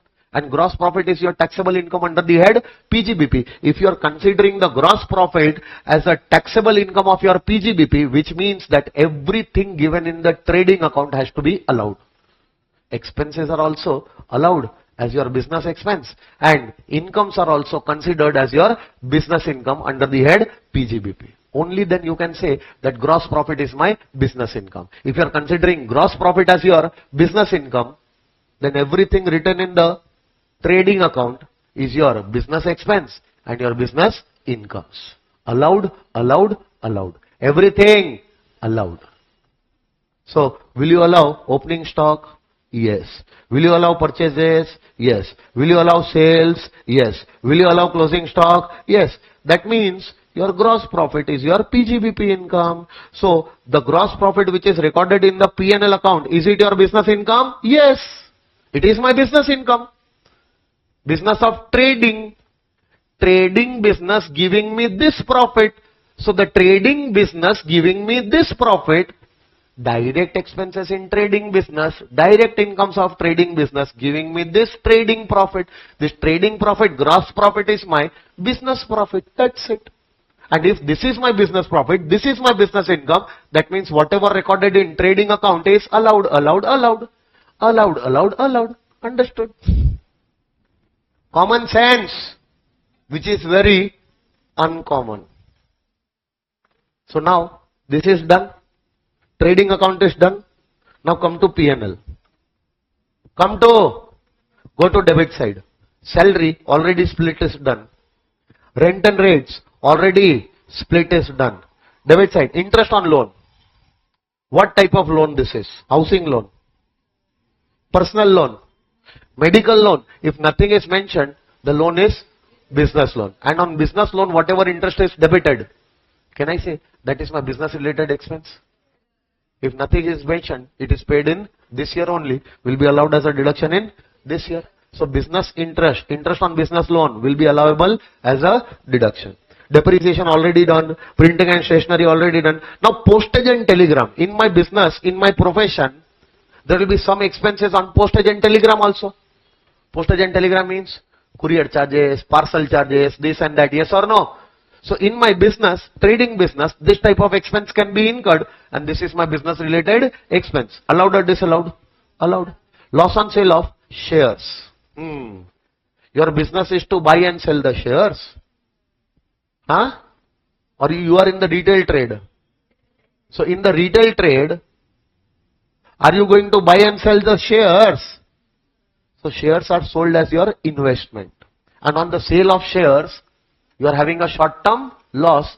This loss is not incurred in the course of your business or profession. This loss is your capital loss on sale of your shares as an investment. This is going to go for capital gains. This is not your business related loss.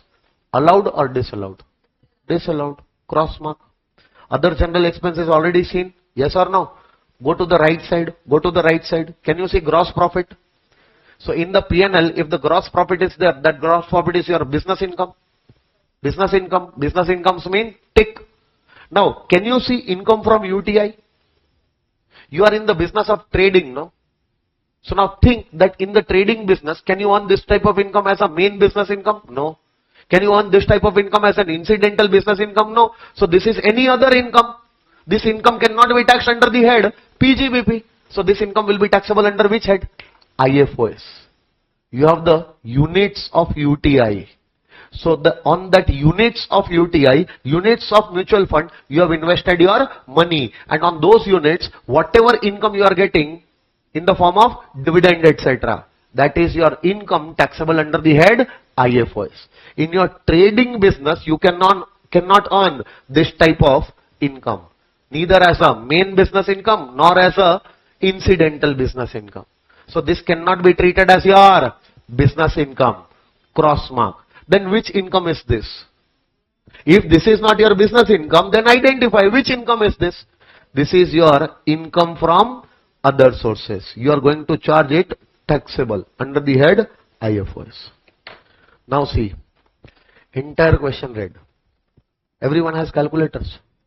Take your calculators. You are only going to press that button which I am going to tell you. If I see anyone pressing any other button, I will take the calculator, I will put your calculator on the ground, and I will stand on that calculator. Only that button which I am going to tell you. Remember which method we are supposed to follow. Indirect method will start from? It will start from net profit as per P&L. Given or not given? Amount 50,000. Now in the net profit, I have to add the items which are debited in P&L, but can you see cross marks on the items debited? First item, salary of 2,000. Add 2,000 salary paid to the brother, disallowed as per 40A2. Second item, depreciation. Add 1,05,000 depreciation. Third item, printing and stationery. Add 23,200. Third item, loss on sale of shares. Add 8,100. Fourth item, 2,000 other general expenses, donations. Yes or no? Add 2,000. All the items debited but disallowed. You have added all of them. Now, credit side. The incomes which are not taxable under the head PGBP. Incomes which are not taxable under the head are cross. Yes or no? Which incomes you can see? Income from UTI. Reduce 2,400. Okay? Wait. Debited but disallowed. Credited but not taxable. Now after that, unrecorded business expense you are supposed to reduce. Have you marked any unrecorded business expense? 9,000 rupees opening stock. Reduce 9,000 rupees opening stock. Then depreciation amounting to 66,000. Reduce 66,000 depreciation. Have you marked any unrecorded business incomes? Meaning the incomes which are not credited but taxable under the head PGBP. UBI. How much? Add 18,000. Your calculator will show 133,900. Is it showing? 133,900, no? 1,30,900. 1,30,000? My dear friends, this is your PGBP income. Net profit, add, less, add. On your calculator, you got the PGBP income. Now, how are you going to present? Net profit as per P&L, 50,000. Add. Expenses debited but not allowable under the head PGBP. Underline. First expense, salary paid to brother in excess of reasonable amount. In the bracket, disallowed under 48(2). First column, 2,000. Second thing, what was it disallowed? Come on, tell me. Printing and stationery. Printing and stationery. Amount is more than 10,000, paid by way of modes other than prescribed modes. Disallowed under 40A(3). First column, amount, how much? 23,200. Then depreciation as per books. Not allowed since depreciation is as per books and not as per section 32. Add back 1,05,000. Next one, 2,000. Sorry, loss on sale of shares. Not a loss incurred in the course of business or profession. Amount is 8,100. Next one, other general expenses. But that you will write donation to charitable trusts. Donation to charitable trust included in other general expenses. In the bracket you will write not a business related expense, separately allowable as a deduction under ATG. Separately allowable as a deduction under ATG, not a business related expense. Whatever you are disallowing now, in the bracket only write down a small reason for that. That's it. And then write down all the amounts. Add all of them. Total will be added to your profit. Understanding? Next one, less.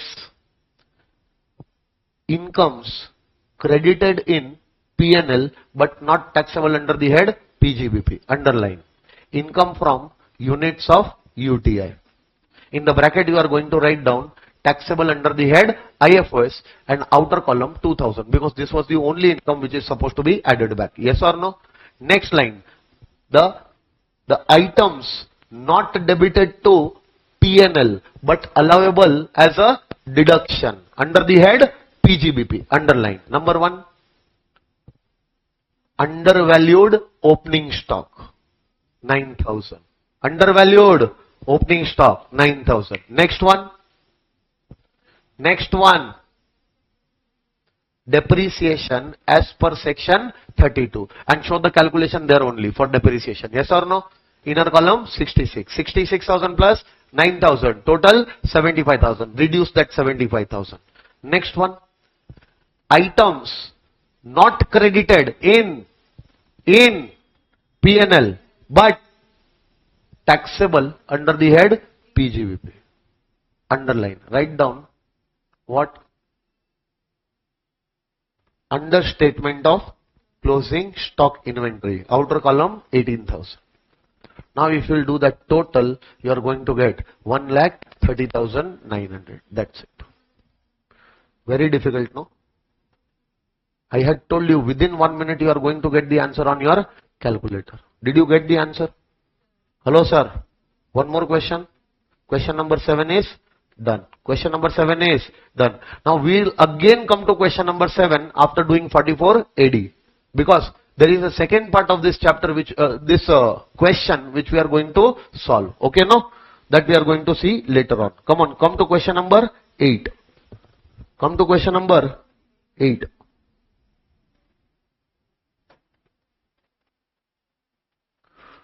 Right now leave question number 8, come to question number 9. Did you understand how to actually see the question and what type of markings you are supposed to do. Now try this question on your own. Come on. Question number 9. Try this question on your own.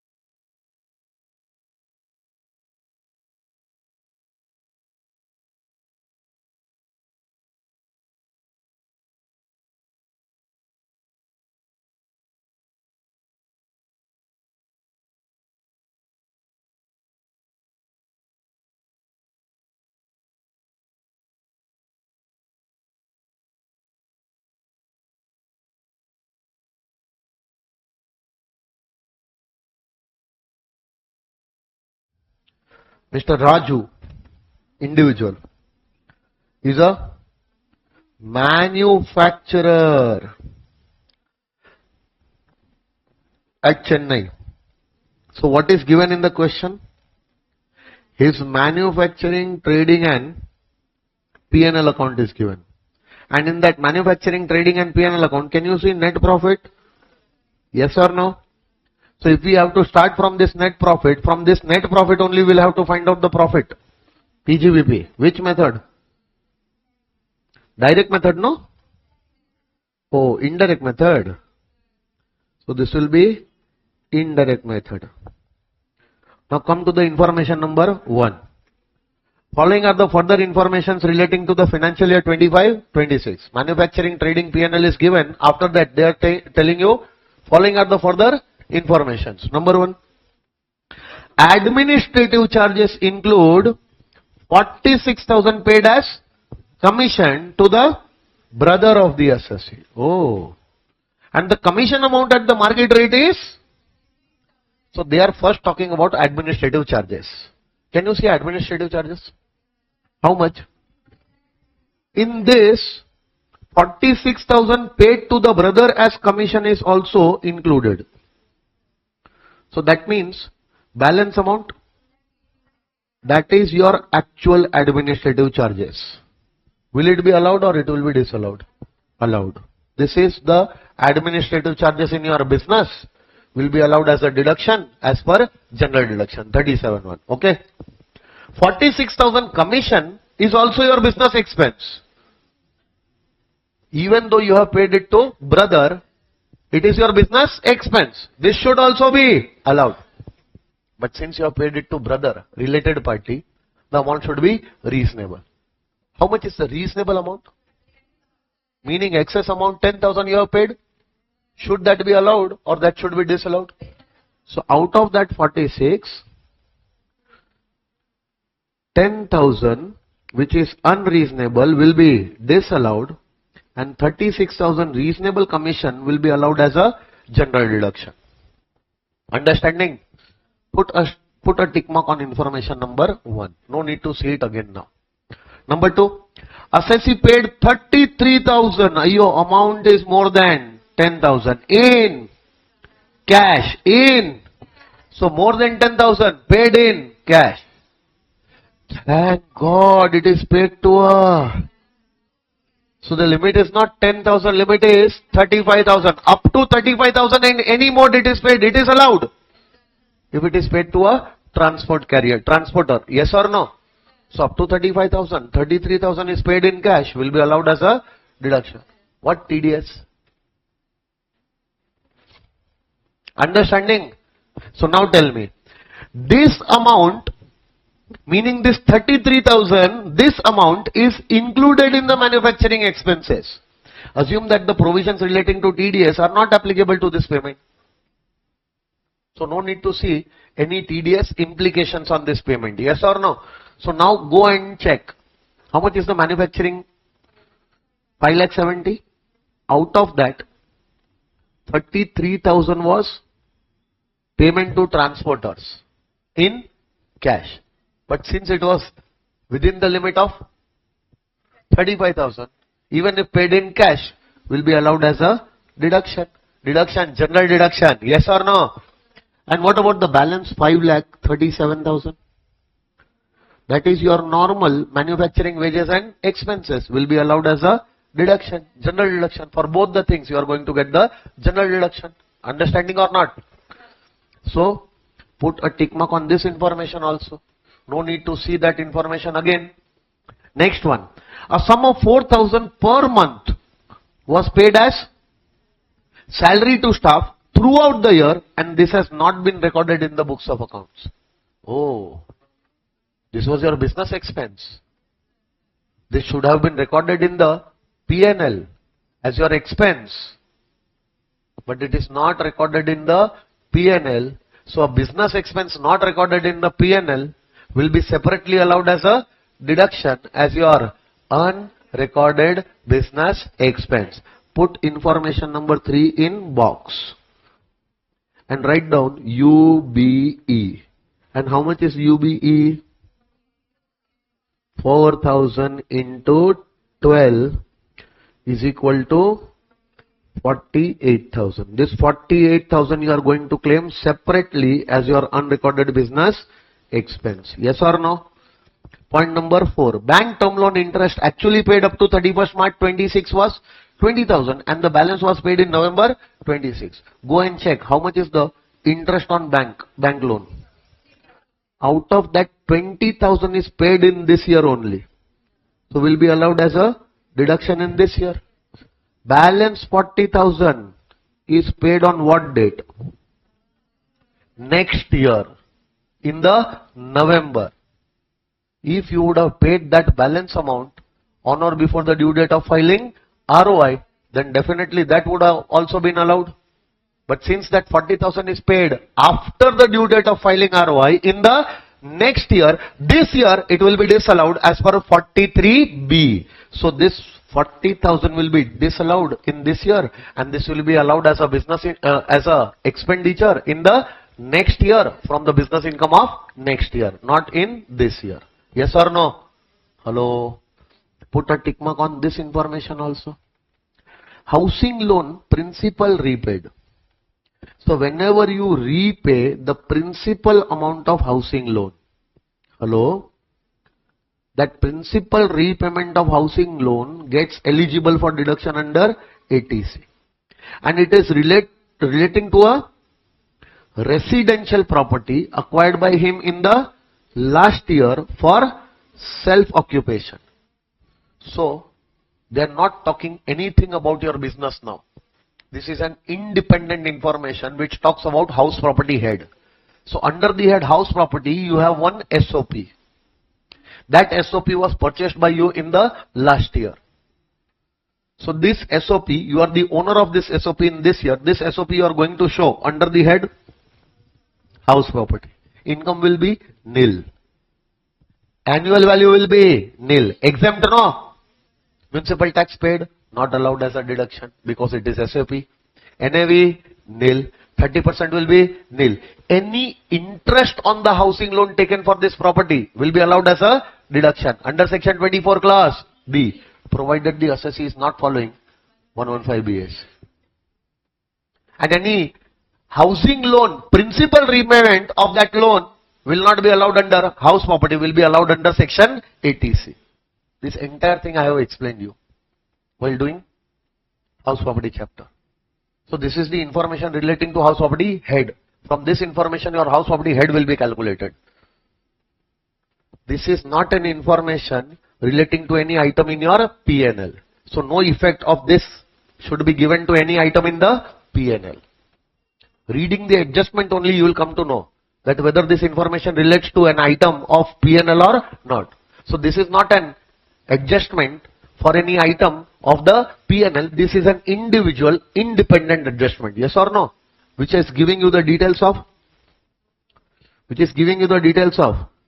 income from house property head. So under the income from house property head, do you have SOP? Yes. So this year you are the owner of that SOP, and for that SOP you have taken a loan, and on that loan principal amount paid in this year is 50,000. That will be allowed under the head house property. No, that will be allowed under section ATC. Yes or no? And any interest on that housing loan was 23,000. For that you are going to get deduction under section 24 clause B. Now wait. For this you are supposed to get ATC, and for this you are supposed to get 24B. Both the deductions will be available only if you shift out. Only if you, in the last line of the question, compute what? What are they telling you to compute? Compute the total income of Raju, assuming that he pays tax. He pays tax under the default tax regime, meaning both these deductions, 24 clause B as well as ATC, will not be available. So SOP final income will be nil. Everything will be nil and no interest deduction. 23 will not be allowed as a deduction under house property head. And ATC deductions from chapter 6A from your GTI, yes or no, will also not be allowed as a deduction. For housing loan, repayment also. Understanding or not understanding? Okay, next one. The housing loan was taken from Canara Bank. Thank you so much. The amounts were not dealt with in the P&L account given above. Very good. Thank you so much. Next one. Depreciation allowable under the Act is to be computed on the basis of. Now see, plant and machinery depreciation rate is 15%. The details of the block are given. Now WDV as on 31st March 25 minus depreciation for last year is 11,90,000. Can I say this was the closing WDV of the last year? And this will become the opening WDV in this year. Now this year, additions during the year, meaning this year, new plant and machinery is purchased, amounting to 2 lakh. And this was used for more than 180 days. So on this, normal depreciation will be allowed? Yes, at full rate.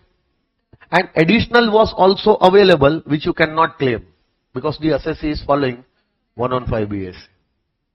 So first of all, can I say, I am writing AD, additional depreciation, and I am writing ND. Okay. So, will you get normal depreciation? Yes. Will you get normal depreciation? Yes. Yes or no? Will you get additional depreciation? No. On opening value, you don't get any additional depreciation. You get additional depreciation only on the additions. So, on these additions also, you should have got. But since you are following 115 BSc, you are not going to get on this addition also. Understanding? And now tell me, total additions are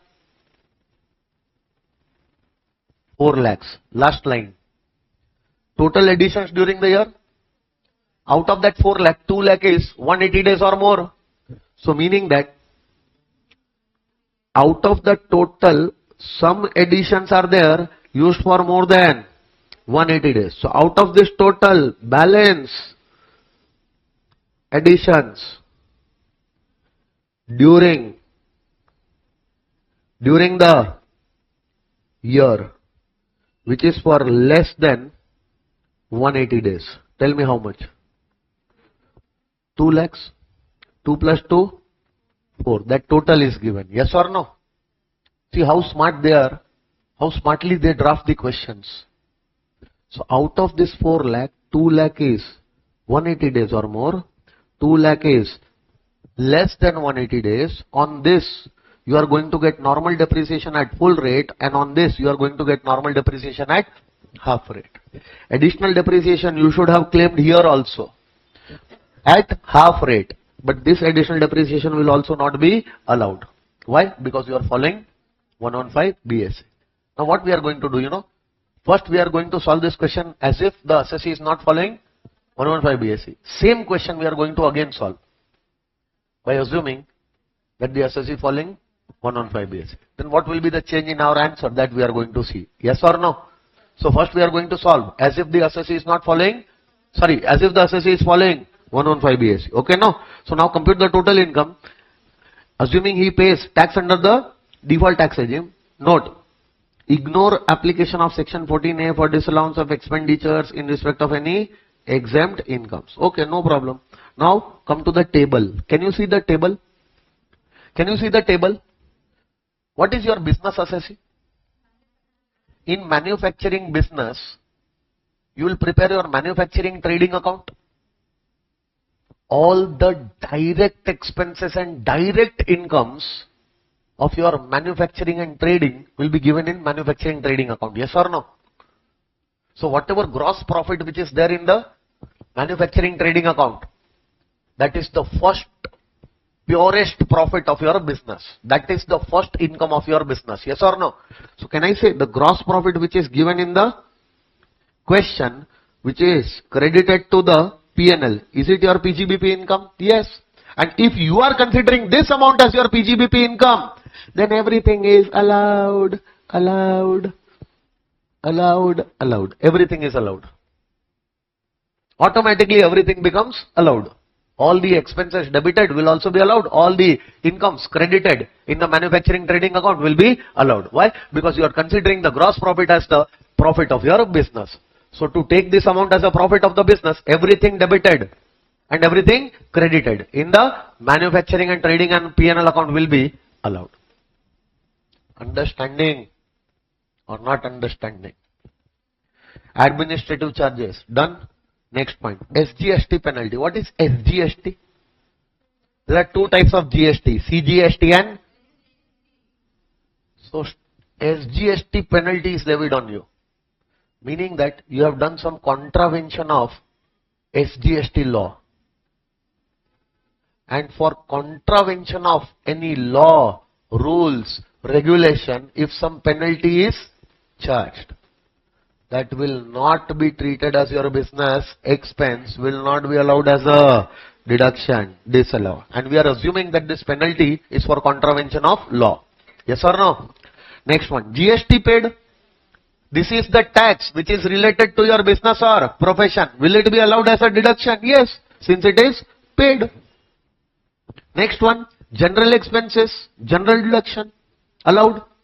Depreciation, not allowed. Because the depreciation which we will calculate here, that depreciation will be allowed. Yes or no? So first let's calculate this depreciation. Okay. Now tell me, if to calculate this depreciation, what are we going to do? Tell me.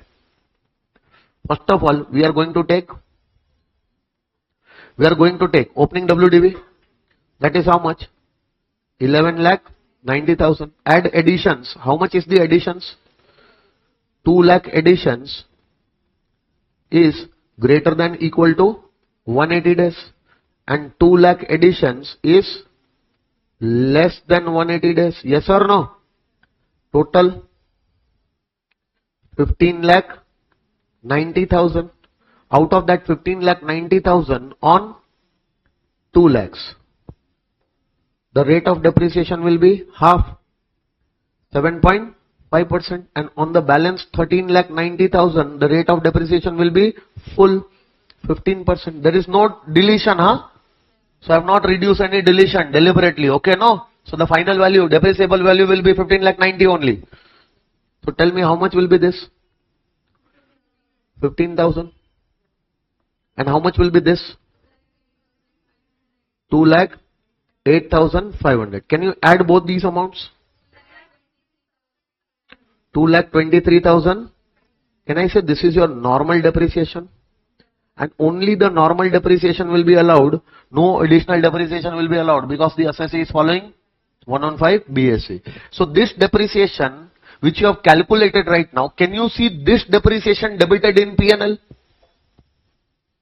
Can you see the depreciation of 2,23,500 in the P&L? This is not recorded in P&L, but this is allowable as a deduction. Can I say this is unrecorded business expense? So you will reduce it separately as unrecorded business expense. Yes or no? And the depreciation which is debited above will not be allowed as a deduction because that is not calculated as per section 32. That depreciation is separate, and the depreciation which we have calculated as per section 32 is different. As per 32 it will be allowed, we will reduce it separately, but the debited amount is not allowed, so we will add it back. So 2 lakh we will add back and we will reduce 2,23,500. Understanding everyone? So entire table is done. Now come to the right hand side. Can you see dividend from domestic companies? Your business is to earn this dividend, no? Are you in the manufacturing business? In the manufacturing business, will you get this type of income? So is it your business income? Cross mark, not my business income. Then which income is this, sir? This is income from other sources, and in the income from other sources, it will be taxable over there. Now, do you have agricultural income? In the manufacturing business, will you get this type of income? Is it your PGBP income? No. So which income is this? This is also income from other sources, but since it is an agricultural income, and by the way, agriculture income is fully exempt under section 10(1). So under the head IFRS, this is not going to be taxable, this will be fully exempt. And can you see the note written just after the question? The expenses relating to exempt incomes are not allowable under section 14A. Yes or no? So any expense related to agriculture income, you are not supposed to allow separately while calculating your total income, because those expenses are related to exempt income. Exempt income you don't take. So don't take the expenses relating to exempt incomes also. So was there any expense relating to exempt incomes? No. Ignore that. Understanding or not? So now tell me, did you do this kind of markings? Now, are you supposed to calculate PGBP income? What are you supposed to calculate? So let's now calculate the total income. Pay attention here. See.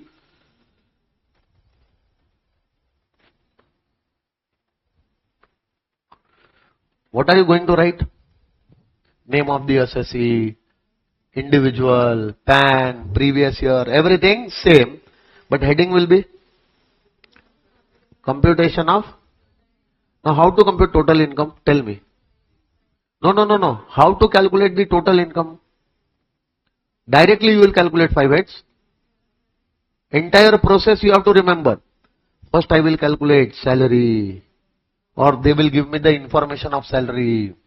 Then house property, then PGBP, then capital gain, then IFOS, then the total will be done, GTI, minus chapter 6A, deduction, then I will calculate the total income. That entire process I have to follow here. Okay, no?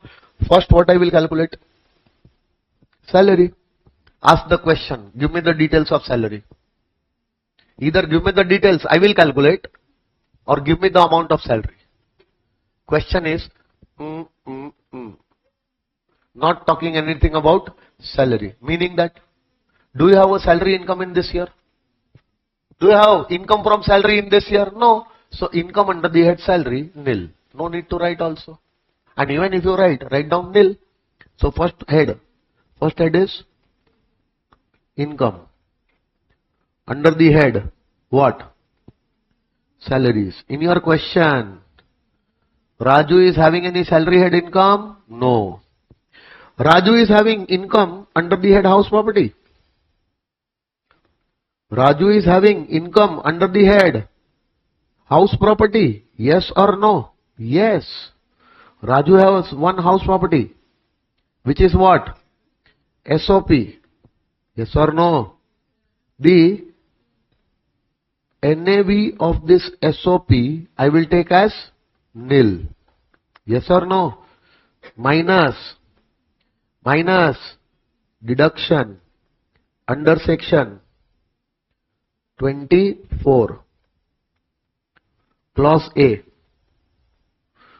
standard deduction, and clause B, interest on housing loan.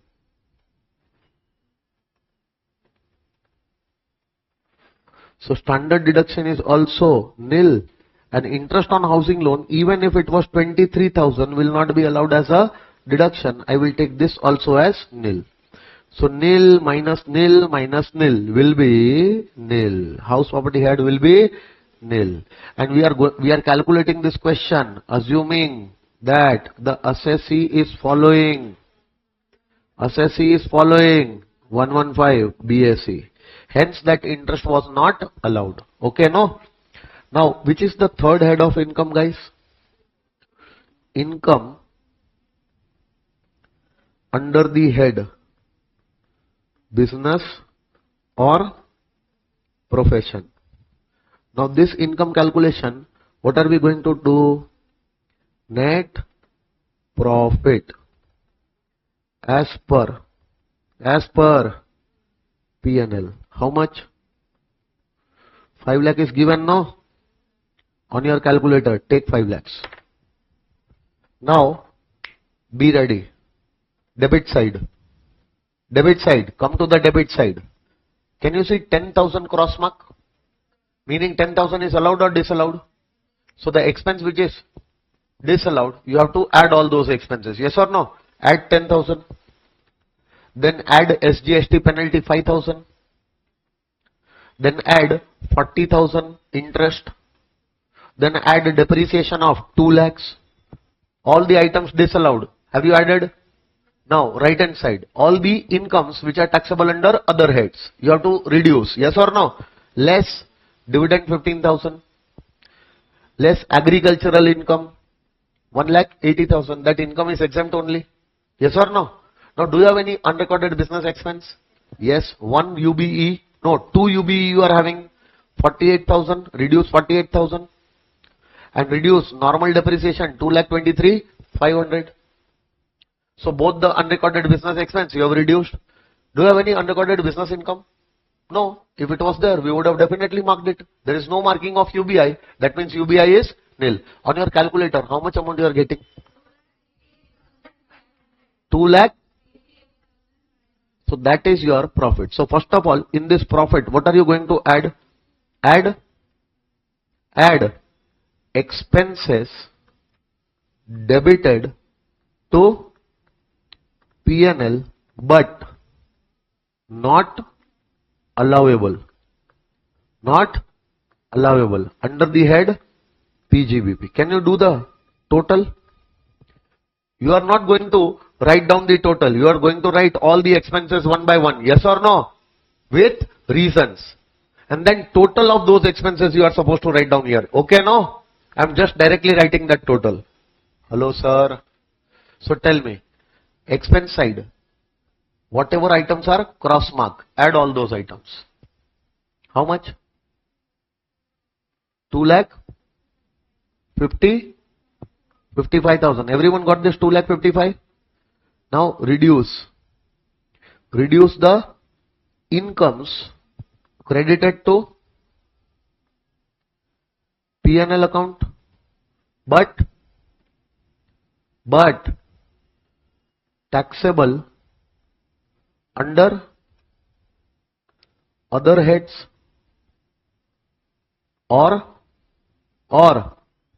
exempt from income tax. Tell me, how many such income? 15,000 and 1,80,000. So total is 1,95,000. That you are going to reduce. Do you have any unrecorded business expense? Yes. How much? 223,500 and 48,000. Total is 2,71,500. Everyone getting this or not? Less UBI, unrecorded business income. That was nil. Now do this add less.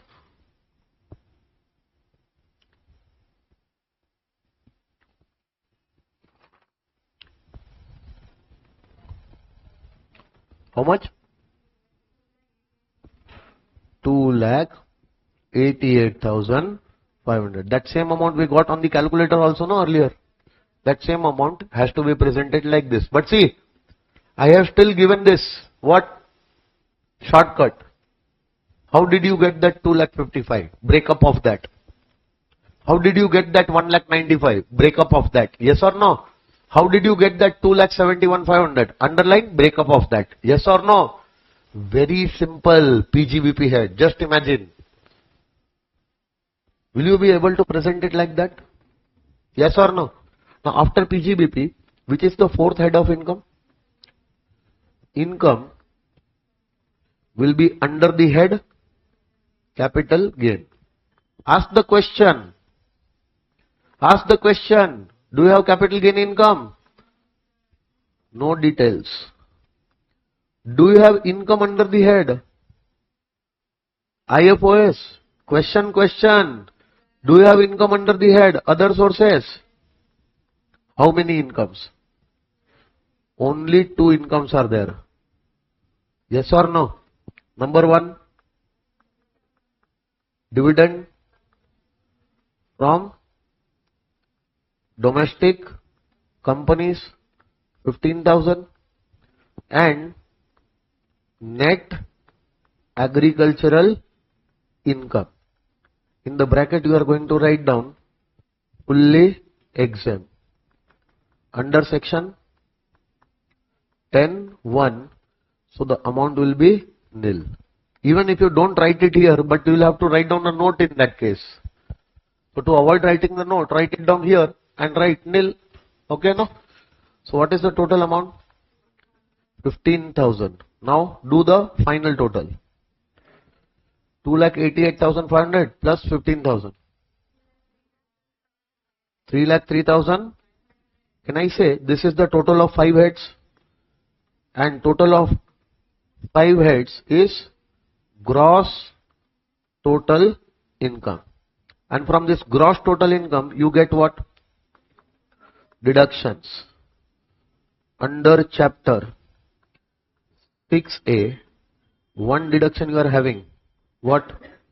80C. Okay. Repayment of housing loan.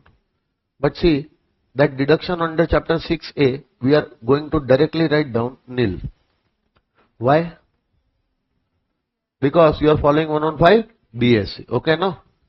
So, pay attention. How much will be final amount? 3,03,500. That will be your. If 15 mark question will be there, that 15 mark question will be like this. But still that question will have lot many other things. Solution will be in the same manner. Process will be same, but few things will be different. PGBP calculation will be confirmed. But now that this question, instead of SOP, they will give you LOP. One or two more incomes of other sources they will give you. Yes or no? And they might also give you one or two more deductions, not just 80C, 80D also, 80G also. Likewise, that 15 marks question will come.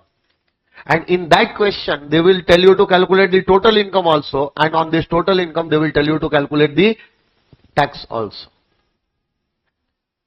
Now tell me, what is it difficult? Huh? Either they will tell you to follow 115 BSc, or they will tell you don't follow 115 BSc. You have to be a little bit cautious. The more questions you will solve like this, no, more confidence will come. Understanding? So now tell me, 3,03,500. Now if you follow 115 BSc, if you follow, then this is your answer. What if you don't follow 115 BSc? See, I'll tell you. This will remain same. This will not remain same. What will happen? This interest on housing loan will be there, and because of that,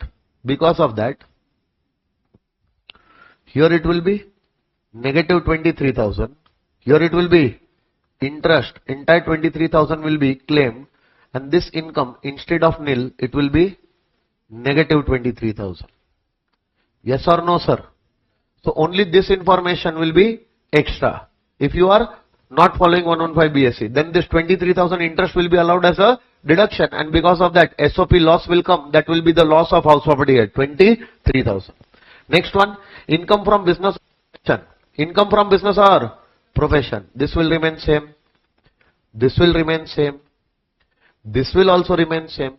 But sir, this amount will change. Why? Because now your normal depreciation will not be there. Along with that, additional depreciation will also come. And how much will be the additional depreciation? Let's calculate that also. Now, additional depreciation will be calculated on 2 plus 2, 4 lakhs. On 2 lakh it will be 20%. And on the balance 2 lakh it will be 10%. Because 2 lakh is purchased and put to use for 180 days or more. And balance 2 lakh is purchased and put to use for less than 180 days. So on that only 10%. So 2 lakh plus 2 lakh. On that 4 lakh you are going to calculate additional depreciation. On first 2 lakh it will be 40,000, and on the second 2 lakh it will be 20,000. So your additional depreciation will be how much? 60,000. Now if you will add this 60 with the normal depreciation, you will get 2,83,500. Your UBE will not be 223, UBE will be 2,83,500 plus that 60,000. Sorry, plus that 48,000 will be how much? 3,31,000. So now your UBE will be negative 3,31,500. Everyone understood this? And there is no UBI, so definitely your PGBP income is going to change. It will be how much? 5 lakh plus 2 lakh 55 minus 1 lakh 95 minus 3 lakh 31,500. 2 lakh 28,500 if I'm not wrong. 2 lakh 28,500. 2 lakh 28,500. Done, sir. So now your IFRS income will also be same. Sir, this capital gain will be same. IFRS will be same. Don't you think now your GTI will change? Why? Because see, 23,000 loss is there from the house property. That loss you are going to adjust from 2 lakh 28,500. So this will be now 2 lakh 5,500. 2 lakh 5,500 plus 15,000. 2 lakh 20,500, no? 2 lakh 20,500, and under chapter 6 say, now you are going to get the deduction for ATC also, the principal repayment of housing loan. How much was that? 50,000 also you are going to get. So accordingly your total income will not be 3,03,500, this will change. 1,70,000. See, just changing one information in the question can change your answers drastically. So you have to be very careful in the examination about the tax regime. Okay. What is allowed under which tax regime, what is not allowed under which tax regime, you have to be very, very careful. I'm trying my level best to give you an idea while solving the question only that what impact it will have if 115 BSE is there and if there is no 115 BSE. Understood? So the balance things we are going to complete after the break. Take 1 hour break and we are going to finish the chapter after the break. Okay?